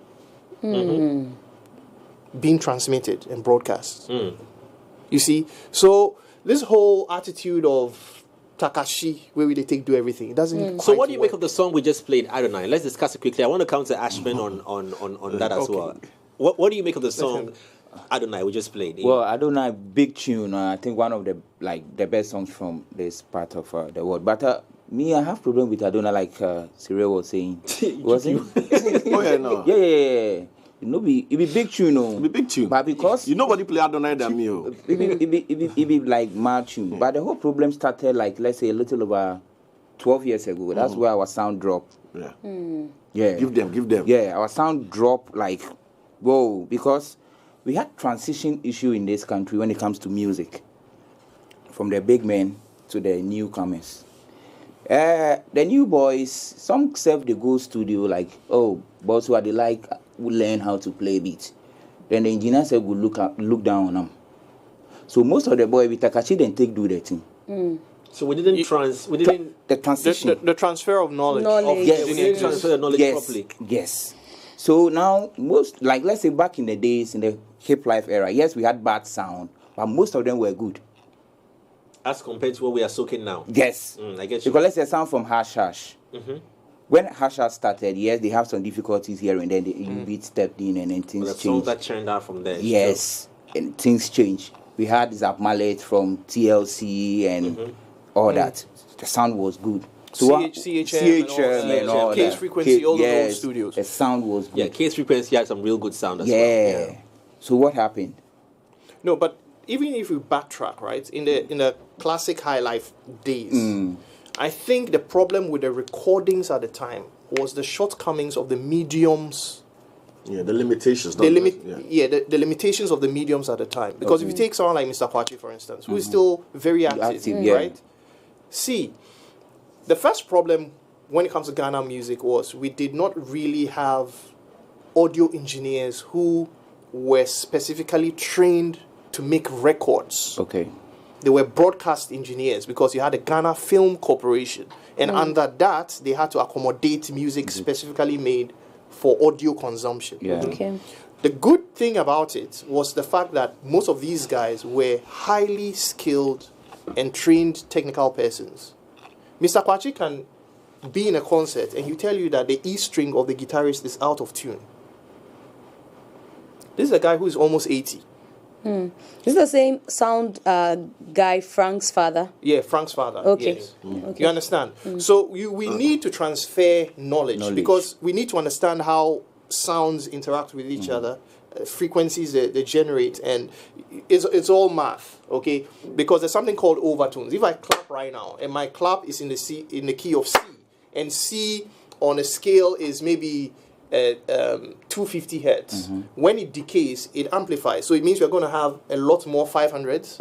Then when you add 250 to 500, you're going to have more 750s. So that's a higher It's exponential. So just like he said, when somebody adds auto-tune to sing that high thing, it's going to clash. You have to be aware of some of these things. And I think as you spoke about the hardware and all that, right? Another place that the engineers and producers miss big time, and I'm saying this to everyone, is consider how your music is going to be consumed. consumption of music through typical speaker systems, right? The height of which maybe 20 years ago was 2.1 stereo, right? We have evolved beyond that. You have 5.1, you have 7.1, 7.2, 9.1. The reason why Dr. Dre's Beats by Dre's were such a hit because it was synthesizing 5.1, it was simulating 5.1 stereo in the headphones. When Sony, JVC, everybody else was still putting out amplified 2.1. Right? So the average phone, headphones, or earbuds that you buy now is either a 5.1 organic or being simulated.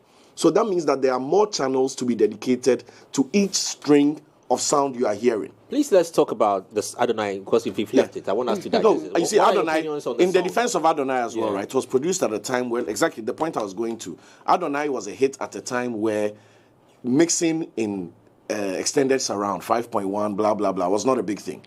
If you can get your basic stereo output, you are done. But what that means is that you are trying to put 6 of me in a Tico, right? We might get there. Cyril, hang on. Surround sound, even for audio consumption, never really caught on.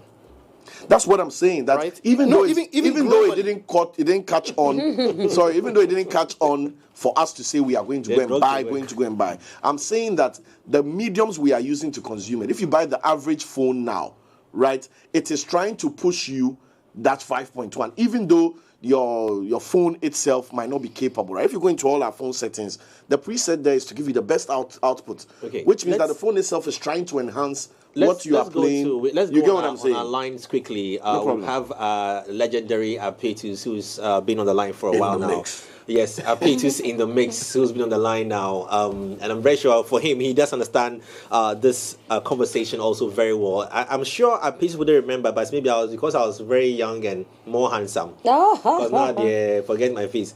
SS, I think we're in SS 102 or so. We went to record a case frequency, and I think Apetus was the one who recorded me and my voice. That's a very long time ago. But Apetus, good morning. Good morning. I've always wanted to tell you that I think you mixed. Can you hear me? Yeah, we can loud and clear. I think my team, we have to get your headphones on to hear Apetus as well. Good morning. Good morning, boss. Yes, the legendary Apetus in the mix. Let me celebrate you for a second. Apetus, how long have you been in this music business? Like 23 years.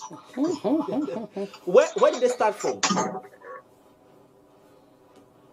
It started from Freddie Ma's studio. 1995 or something.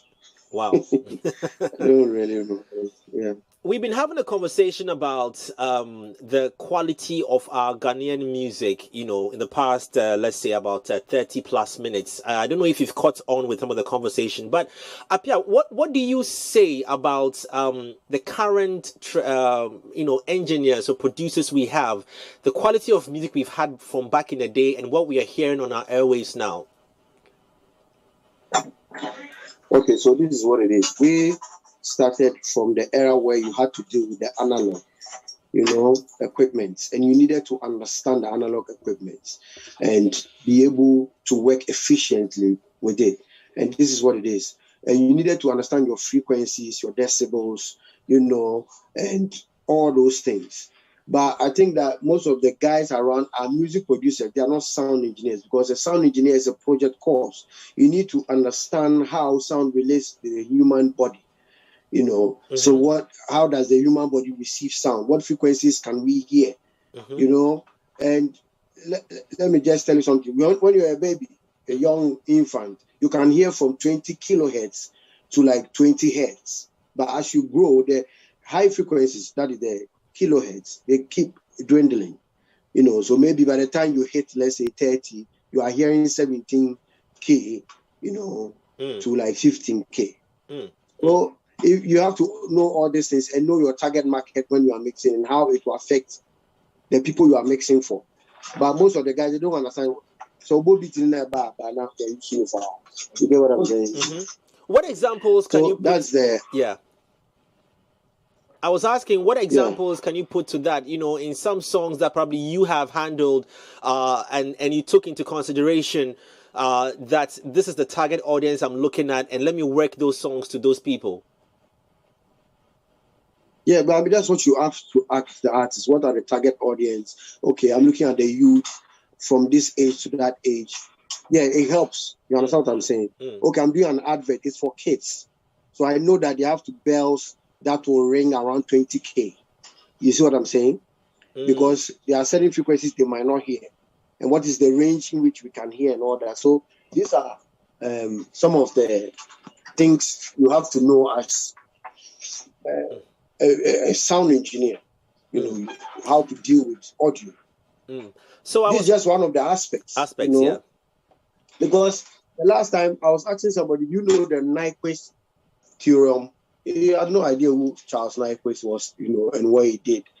And I had to explain to him, because if you don't, then in the 18th century, the guy found, you know, the sample rate, you know, that when you record, that human beings can relate easily, years back, you know. So there are a lot of things, you know, that you have to understand that I need to know if I'm mixing and I want this particular sound, is EDM or it's rock. I need to use this kind of interface, because this interface has this frequency curve, and this interface has this dynamic range. This interface has this noise floor. That means you have to understand a lot of things. I'm going too technical. Yes. But they don't. They just buy an interface and they go. So the final output will be affected. Yes. You know. So that's the thing. Are you impressed? Everything has moved. Yeah. Are you impressed with the current sound texture and quality of some of our new, producers and the songs that we are putting out? Some of them are doing very well. Some I don't. The song is very good, but the quality, the moment you hit certain volumes, then it starts, you know, distorting. You know, so that's a problem. And some don't sound good. The frequencies are messed up. You can see it's a good song coming from a big artist, but whoever makes there's a lot of problems, you know, in terms of the vocal dexterity. Yes. Are there any engineers who, producers who, or artists who, when they finish their songs, you know, they reach out to persons like you or Zap, you know, to handle their mixes for them? Yes. Some of them do. Some of the young guys bring their songs and I mix and I master. Even some of the artists themselves, they will bring it, because they say, Charlie, I went to listen to OYA and you did a long time ago, but my sound is not matching up to it, even though I did it a few days ago. So, you know, it's an issue. Then, yeah, I'll solve it for you. Interesting. Guys, I don't know if anybody wants to throw in a question or two to our pages as well, with regards to our sound, you know, and where we are at currently. How do we, you know, DJ Ashman, who is here with us, mentioned something very important, that some of the big dogs as well haven't been able to open up to teach, point out, name and shame and correct some of these young producers and the things the products they put out with music. Do you train people? Have you trained people as well? Can you point out certain songs in Ghana that probably you've heard in these new times that you feel are not of the best quality, but the song is still enjoyable though? Hello. Please, we shouldn't be doing that. These guys, we all started from some place. They started from some place. Maybe we have to advise them, you need to learn, blah, blah. But to name and shame and things, it's not encouraging whichever artist to go on. Yeah, they have a problem. We have to point it out to them and help them if we can. DJ Breezy called me to his studio, you know, and I helped him out with some things he wanted to know. It was that simple. Yes. There's nothing wrong with that if you want to know something. I also learned from somebody. There's nothing wrong. So maybe some of them are finding it difficult, but yeah, we are open up. If you call me, yes, we can sort things out. If you don't understand something, a lot of music producers call me, but to name and shame, I don't think that's helpful. No. Nice. I think if they don't get something, they call me. Yeah, I think what I'm saying is that, are there any current songs that you feel, even though we have enjoyed them and consumed them, we still have to look at the sound texture of those particular songs, you know, and those particular engineers for future? No, it will not be on this platform. I'm not willing to mention anybody's name, and the person will feel like, wow, because this is how they also survive, That's fine. Going that far, my head, their jobs. That's fine. I don't want to do that. That's fine. Let's talk about music that you have produced. What are some of the best classic songs that we can use as reference? Because we know, coming from you, 23 years. We have enjoyed music from you, Apietus. And congratulations. One of the things I keep saying that we always don't appreciate our very own, and the title legendary status has to be put on you. I have been a beneficiary of your amazing works even before you probably knew that I was the one you were working with. Like I was saying earlier on, that it was way back in senior high school, senior secondary school. But on the back of that, which songs have you produced? Can we use as classic examples? I think you mentioned one when you were talking. Either we mentioned. Oh yeah. It was a classic piece. I think I enjoyed the mix on that. Can we live off some other examples that we should look at? Charlie, I have over 200 songs. If you go on my Facebook right now, I have a list of over 200 songs. And most of them. Did you mix and master all of them as well? Yes, I mixed and mastered all my works. All my works. And I've mixed and mastered for some works I've not done. Like Kujanchi's Adi Pena album. I mixed and mastered all the songs on that album. Really, I can't. The songs are so many, and I'm sure you know them. Yeah. A lot of them. They're all classics. So, if I say I'm going to start mentioning 200 songs, we're not going to leave here. So yeah, if people go on my Facebook, it's Apietus Apiadankwa. You scroll, you see, go down there, you see the list of hits I've done, and this was compiled by Ghanaians and the artists. They will call me, Apia, this song was also a hit, because I decided that I'll compile it, and people help me compile it. So it's still being compiled. Apietus, please, before I let you off, what would you want to say to, as a message or advice to especially producers and engineers? Because at the end of the day, yes, the Ghana Black Stars will go and play, and they are a representation of Ghana on the field. Just 11 people, the whole entire country. When a song comes out from Ghana, for it to cross borders, it is a representation of the arts. It is a representation of Ghanaian sound, Ghanaian rhythm, Ghanaian quality on that global platform that everybody is consuming. What would you want to say, as an advice to all these producers out there, for just so that we are positioned better to be able to compete on the global market? Okay, so this is what it is. Now, like you said, Ghana Black Stars can go and represent Ghana in the World Cup, and they might even end up breaking our hearts. But we support them anyway. So let's look at the whole thing as Ghana, as the front. If you're a music producer and you know that, Charlie, you compared your sound to Apietus sound in your own studio and your own not the meter, come to me, let me mix for you. If it was Zap, go to him, let him mix for you. If it was U-Beat, go to him, let him do it for you. If it was Kewa, go to him. Make sure the sound matches up to the international standard level, so that right now that Afropop has been accepted by the world, we should go as a force, one force. Make sure that everything we are doing is right. Go to the right person, let him mix and master the sound, so you have the utmost quality that you are bringing out, so that Ghana in the end wins. That this came from Ghana, because the Nigerians, that's what they are doing. They are taking their songs and giving it to professionals to mix and master. They are not forcing themselves to do it. Are you getting the point? Yes. So we should do same here. And I'm willing to help anybody, because most of the boys are good when it comes to making the beats and the songs. So yes, the sound has to be good. I have a song on your television, Manyewu by how do you call it, Kojo. And the song, the quality, everybody's talking about it. They're like, Charlie Apia, it's clear, it's in the bottom and all that. We need that. I enjoyed one from Prior coming out from you, and it was classic. Miss G's got a question for you before we let you off, please. Miss G. Apietus, I'm just wondering, because we're looking at our sound and the evolution, is there anything, I'm not talking about genre of music, but is there anything that Ghanaian sound is identified with? So if it's reggae, is high life, is whatever, you say there's something about the sound that makes it Ghanaian. Is there anything like that? Yeah, obviously. But you see, now most of the guys are following the Afro pop trend and the pianos and all that. But what we should do is we should add our elements, the high life elements and the things that come from here that automatically will be then identified as Ghanaian music. I think that's what we should do. But if we copy blindly, that one day it won't help.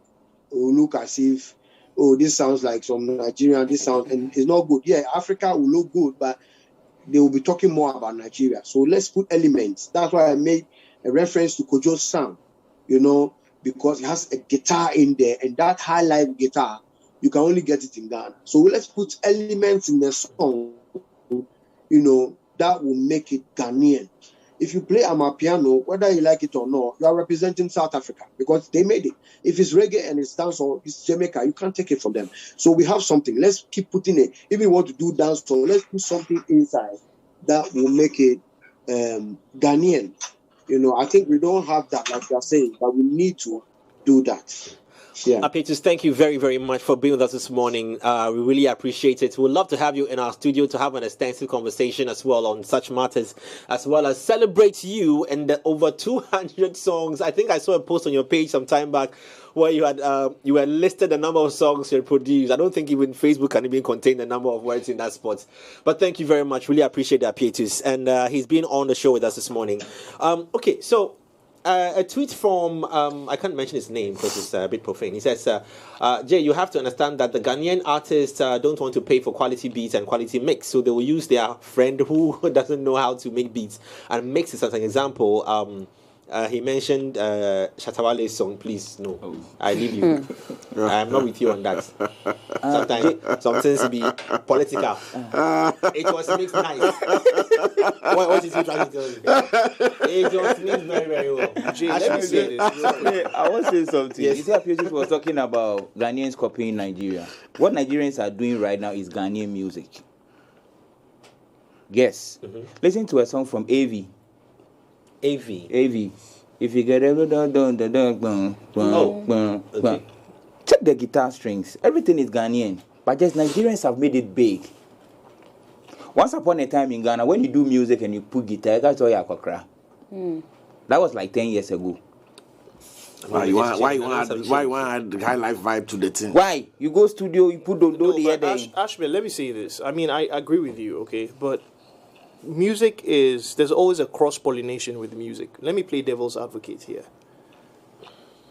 Most of our commercially recognized exports, I'm saying, I think there's a clear distinction with our commercially recognized exports locally and our actual music exports. There's a distinction between the two. Okay. Many Ghanaians didn't know who Ebo Taylor was, or they were not hip to his music, even though he had been doing music for over 5 decades, and he was selling out arenas. In 2015, Ayisoba opened for the Rolling Stones, right? Yeah. But please don't forget Wiyala. Yeah, Wiyala. There are a number of them. Pat Thomas, Kwashibu Area Band, Santrophy. There are quite a few. JW Ambule. But here's the thing: to the average Ghanaian, when you say like who are big artists, some name would suddenly pop up, right? How many of those artists sound Ghanaian? Let's be honest with ourselves. I'm trying to understand. What do you mean by how many of those artists sound Ghanaian? How many a lot of... what he's saying is that the people the masses who are quickly projected as the biggest Ghanaian artists for the most part, also very contemporary and mixed bag. Yeah. So they don't, as much as they are big in their brands, they don't have Ghanaian's authentic sound. Yes, for the most part, they sound anything but Ghanaian. Yeah. Let's be honest with ourselves. Yeah. And to drive home my point, I'm going to quote a Nigerian proverb that states that when two siblings feud, a stranger will come from a different land and inherit their father's property. Yeah, sure. Do you understand? There are a lot of things in Ghanaian music that has never really been pushed to the fore, even in high life music. If you talk about high life music today, people are default setting, you're thinking Yamponsa. Right? There's Odonson, there's Sichi, there's Kwao, there's Dagumba, there's Osodi. You understand? Where are all these art forms? They're dying. Right? Forget about that. Among the Ewes alone, they have over 150 unique drum patterns. And have we explored all these? Thank you. Do you know? Great knowledge there, Kofi. Thank you. Do you know we have our own approach to harmonies, like harmonizing music? Yeah. We don't explore it. Because even when you're playing keys, fine. Maybe you choose not to be a high life artist, great. You want to do R&B, you want to do reggae, nice. Are you playing keyboards? If you're going to use chords, what sort of information are you used to harmonizing those notes? You can use that technique of harmonization and apply it to keyboards. It doesn't necessarily have to be for voice only. And you know, it's nearly totally gone. There's a collection I'm going to do of a certain particular progression that would guarantee you a hit in this country. Yeah. Oh, yeah. Should I beatboxing for you? Should I beatboxing for you? There's a certain progression that would guarantee I know exactly. It would guarantee you a hit. Yes. Because bro, we like so it's crazy. And there's so much misinformation. You'd meet the average Ghanaian and say, okay, oh, where are you from? Oh, I'm a Ghan. So what's your traditional music? They'll tell you Kwanlogo. Kwanlogo emerged in the 1950s. Are you trying to tell me before 1950 the Ghans didn't have their music? But we don't know it. Why? Because it's dead for the most part. Yeah. And this is sad. Is our radio not playing part of all this? I'm coming to that. It's the whole education system. I love the fact that you brought this up. It's not even. I love the fact that you brought this up. Do you know why? I can defend. I think the media is complicit. And in fact, for the most part, education and media, I will blame 80% for. Why? Because they are broadcast technical requirements. I don't care if the average artist feels, okay, I don't want to pay X amount of money to have a professional touch my stuff, right? But at the end of the day, is it going to get airplay? If it does, then there's a problem.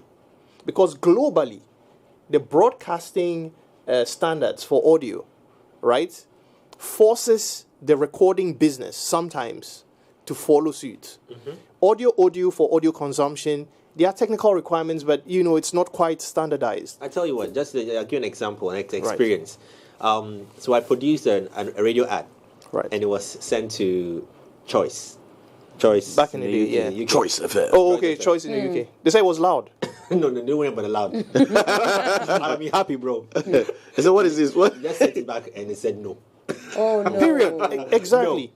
So it was then I learned that oh my days, like they spoke about the reverb that was in the VO that we put on there. We should clear it up. It was quite a number of things, but I learned clearly, like he's saying. Look, and like the standards to add on forces to, the production points, right? Like before you wrap up, just to tap into your point, the radio should have been doing that job, or broadcast should have been doing that job, but you also have the same problem now happening in the DSPs, where because they are commercial entities, right? Don't forget to your Spotify or whatever, they also want to make money, right? Your DistroKid, your CD Baby still in existence. Yeah, it is. They also want to make money. So what they did is that the parameters for upload, the quality parameters that your song, like Jay was saying, that your song is supposed to be in a wave, it's supposed to be at this kilobytes per second, this is the bit rate, this is the blah, blah. They have to create a big margin, right? And we find our music being on the lower side of that margin. Because when somebody is uploading from the States or from the UK or SA where production quality is top-notch, his sound quality that he's uploading to the same Spotify that you are uploading is here. Yeah. But because they've created a big margin, it's like admission. We admit from C to A+. So the person who got 99/10 is being admitted with the guy who got 69.5. Do you understand? Exams, what do you think is going to happen? That's what's happening to us. So the fact that you get on Amazon or the Apple Music self-pickup. Yes. Bro, Apple Music pickup on the special class. They're in the graduating class. Apple Music pickup on their lowest margin, barely. You just made it. You understand? But when somebody else, when you have like, I can use Nico and Vince. Yeah, Nico. When you listen to Nico and Vince, you hear the mix. I mean, let me even use my own favorite artist. Let me use Stonebwoy. You've listened to Therapy. Hey. Yes. Vast difference. Stop it. I stop what? Use Nico and Vince. As you use Adarali. Use Nico and Vince. As you use Nico and Vince. I don't want us to start this thing. Please. I would be surprised. Therapy is the best sonic. I'd be surprised if Stonebwoy himself has not got feedback on the quality, the build, and the touch of Therapy. I said stop it. You understand? And that's what I mean. So imagine that me too, I'm uploading to wherever, DistroKid in my bedroom. And my focus right has exported something for me. I uploaded, I'm waiting now, they say accepted. Hey, you think you and therapy go on the same level when somebody they listen playlist? No. Charlie, let me even let's come back to the media's role. We have just about from 5 minutes left. Right. The media's role in in projecting our products and how that has affected us, or boosted us. I don't know which one to use. And let's drill down to this thing that Ashman doesn't want to hear. The DJs, bro. We need to have standards. We need to have standards. Let me start this way. From the days of VHS video. Yes, finish and let me talk about DJs downloading sound. And finish it. We'll deal with he's representing all. When you're recording in the studio, right? When you're recording in the studio, a lot of people use 41.4. Yeah, 41.44. Yeah, right. Hertz. The minimum requirement for video, and at the very least, because of social media, short form video, music videos, you would put some visuals to it. The least you should record is 48. Yeah. You have because if you upsample, you're not gaining anything in return. Right? That's the first step. Right now, when it comes to standardization, right now we have spatial audio. We have Sony 360. We have Dolby Atmos, right? Tidal, Amazon Music, Apple Music. Many other DSPs would pick up soon, right? There's a cap when it comes to your levels. It has to be negative 18 LUFS. So this is technical, right? For most Ghanaians, when they hear it, they'll say it's not loud enough. Louder doesn't mean better. That's why a lot of the DSPs are now pulling down volumes. Sometimes when you upload, they go tell you it's too loud, they'll reduce it. Now, here is the funny thing about it. In our parts, we don't invest as much in quality equipment. And when we want to overdo stuff, making it loud, it actually sounds worse. Because the higher end equipment is more forgiving if you make mistakes. On the other way around, on the flip side, with lower budgets and seemingly more inferior equipment, we need to actually learn more. Okay. To maximize what we have. So Ashman, speaking for DJs, I want to ask this, that do artists make their music originals easily available and accessible for DJs, or there's a struggle to get them? Because once you're getting them through 4 or 5 different mediums, then quality becomes another problem. Some few years ago, the artists, they will bring their songs to you. But now they online Ghana Motion. Yeah. No cap. It's online. Go and download.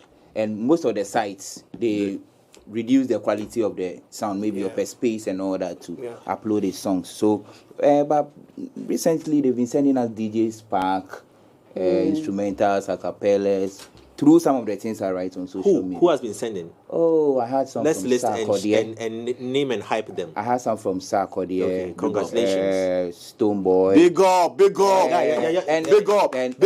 Listen, big up. It's good. Ashman, good. You mentioned them. Sarkodie. Stoneboy. Who else? And the Ako Vibe sent me some, but I think the song with Davido. Okay. And Jimapel, and I comment on that sound. I was expecting them to work on it. Who are you expecting? That sound. What was wrong with the sound? The quality. Bro, Ashman. It's distorted. Who else are you expecting? Who Gee, I'm taking after you now. Let me fire. The reason I'm asking is I've listened to Jemapel so many times. I don't find anything wrong with it because I'm a layman. Yeah. So I'm asking him. He said he commented on it and expected to work on the sound. I want to know if the sound looks like rushed. I want to understand so that when I'm listening now, I'm listening with the education I've got. Ms. G, let me ask you a question, right? Not to interject, my apologies. No, let me ask you a question. When you listen to these songs, you call yourself a lay person, right? But when you play some of these international songs, don't you feel a gap, a difference? You are a global citizen, right? No. You didn't make it. Jay, you were there. No, I wasn't. But I was there. Usually when events happen in Ghana and a band plays and the DJ takes over, there's a huge gap in sound quality. That I know, I noticed. When the Ghanaian DJ, who was amazing by the way, played, his quality was actually worse than the live band. It was the opposite. Yeah. The question is, I'm very much like Ashman. I have a huge repository of like a lot of recorded music, right? A lot of our artists do not even have their own works. Why? So on a stage like Global Citizen, right, ideally, you don't even want to play MP3 files. You want to play WAV files, lossless files. Yeah. You understand? So we don't we need to be educated. For, we need to take context of what he means by wave lossless, right? When you download a song and it's 2.7 megabytes, that is super compressed for the convenience of your 128 gig space. But you can export or you can mix down a wave file or an AIF file. Or an AIF file, which is going to be lossless and have high fidelity, and you can have a single song above 98 megabytes. Or maybe 100 megabytes. Or 124 megabytes thereabouts for the single song. So imagine, and that's it. So if you were playing, you say you collect Fidelity Bank money, the fidelity of the distance. Watch the tone of the things they see. They put their money out there. You get it. So that's what Kofi is saying. So when you are going to perform at such a big place, right, and they have a speaker array of maybe 36 speakers, playing all sorts of channels with sub-arrays and all that, you don't want to give them a 3 megabyte file. Look, what's even worse in the case is that now it trickles down to the guy who set up the speakers for your wedding and your birthday, position and arrange it anywhere. That even worsens the case. Because and talking about what you are saying about speakers positioning. Yes. You know, now we can't use most Ghanaian songs for like sound check. Wow. I can tell you why. I don't know what you are going to say, but I can tell you why, because I've noticed it. We can't use them for sound check. And most of my colleague DJs will tell you. Because sound is not bad. After you finish doing the sound check with the sound, I'm not saying Ghanaian song is bad. But after you're done with that, if you don't take care, when the crowd comes, your sound will mess up. So the Ghanaian song most of us use are old songs. Yeah. Do you know why? Bro, it's the same reason why reggae songs are used. Back to the first point I said. Because in reggae songs and in earlier Ghanaian songs, right, there is a lot of silence in the progression of the instrument. So, boom, that silence allows bass to hit, end, for mid to hit, end, for high to... That's why a song like the J. Mapel, for example, is the arrangements, you understand? I know we don't have time, but when you was talking about arrangements, it's only the gospel folks I hear take songs to people, like Jomete was saying, I think it was Joe that said he took his song to Kofi Kakare, or the guy in Western region, what's his name? The other producer. Koda to arrange for him. I hear them say or talk about arrangement. I hardly hear, our secular artists talk about this person arranged a song for me. It's like the person is doing everything. They catch vibe, and on the heels of that, because we're talking about the evolution, are we doing worse than it used to be? Absolutely. Do we have a future? We have a minute to go, yeah. Absolutely. I think our sound, generally speaking, is much worse, but this is a time where I think we have a lot of promise. And I think it's imperative that we take a step back and actually learn certain things, because Charlie, the world isn't waiting for us.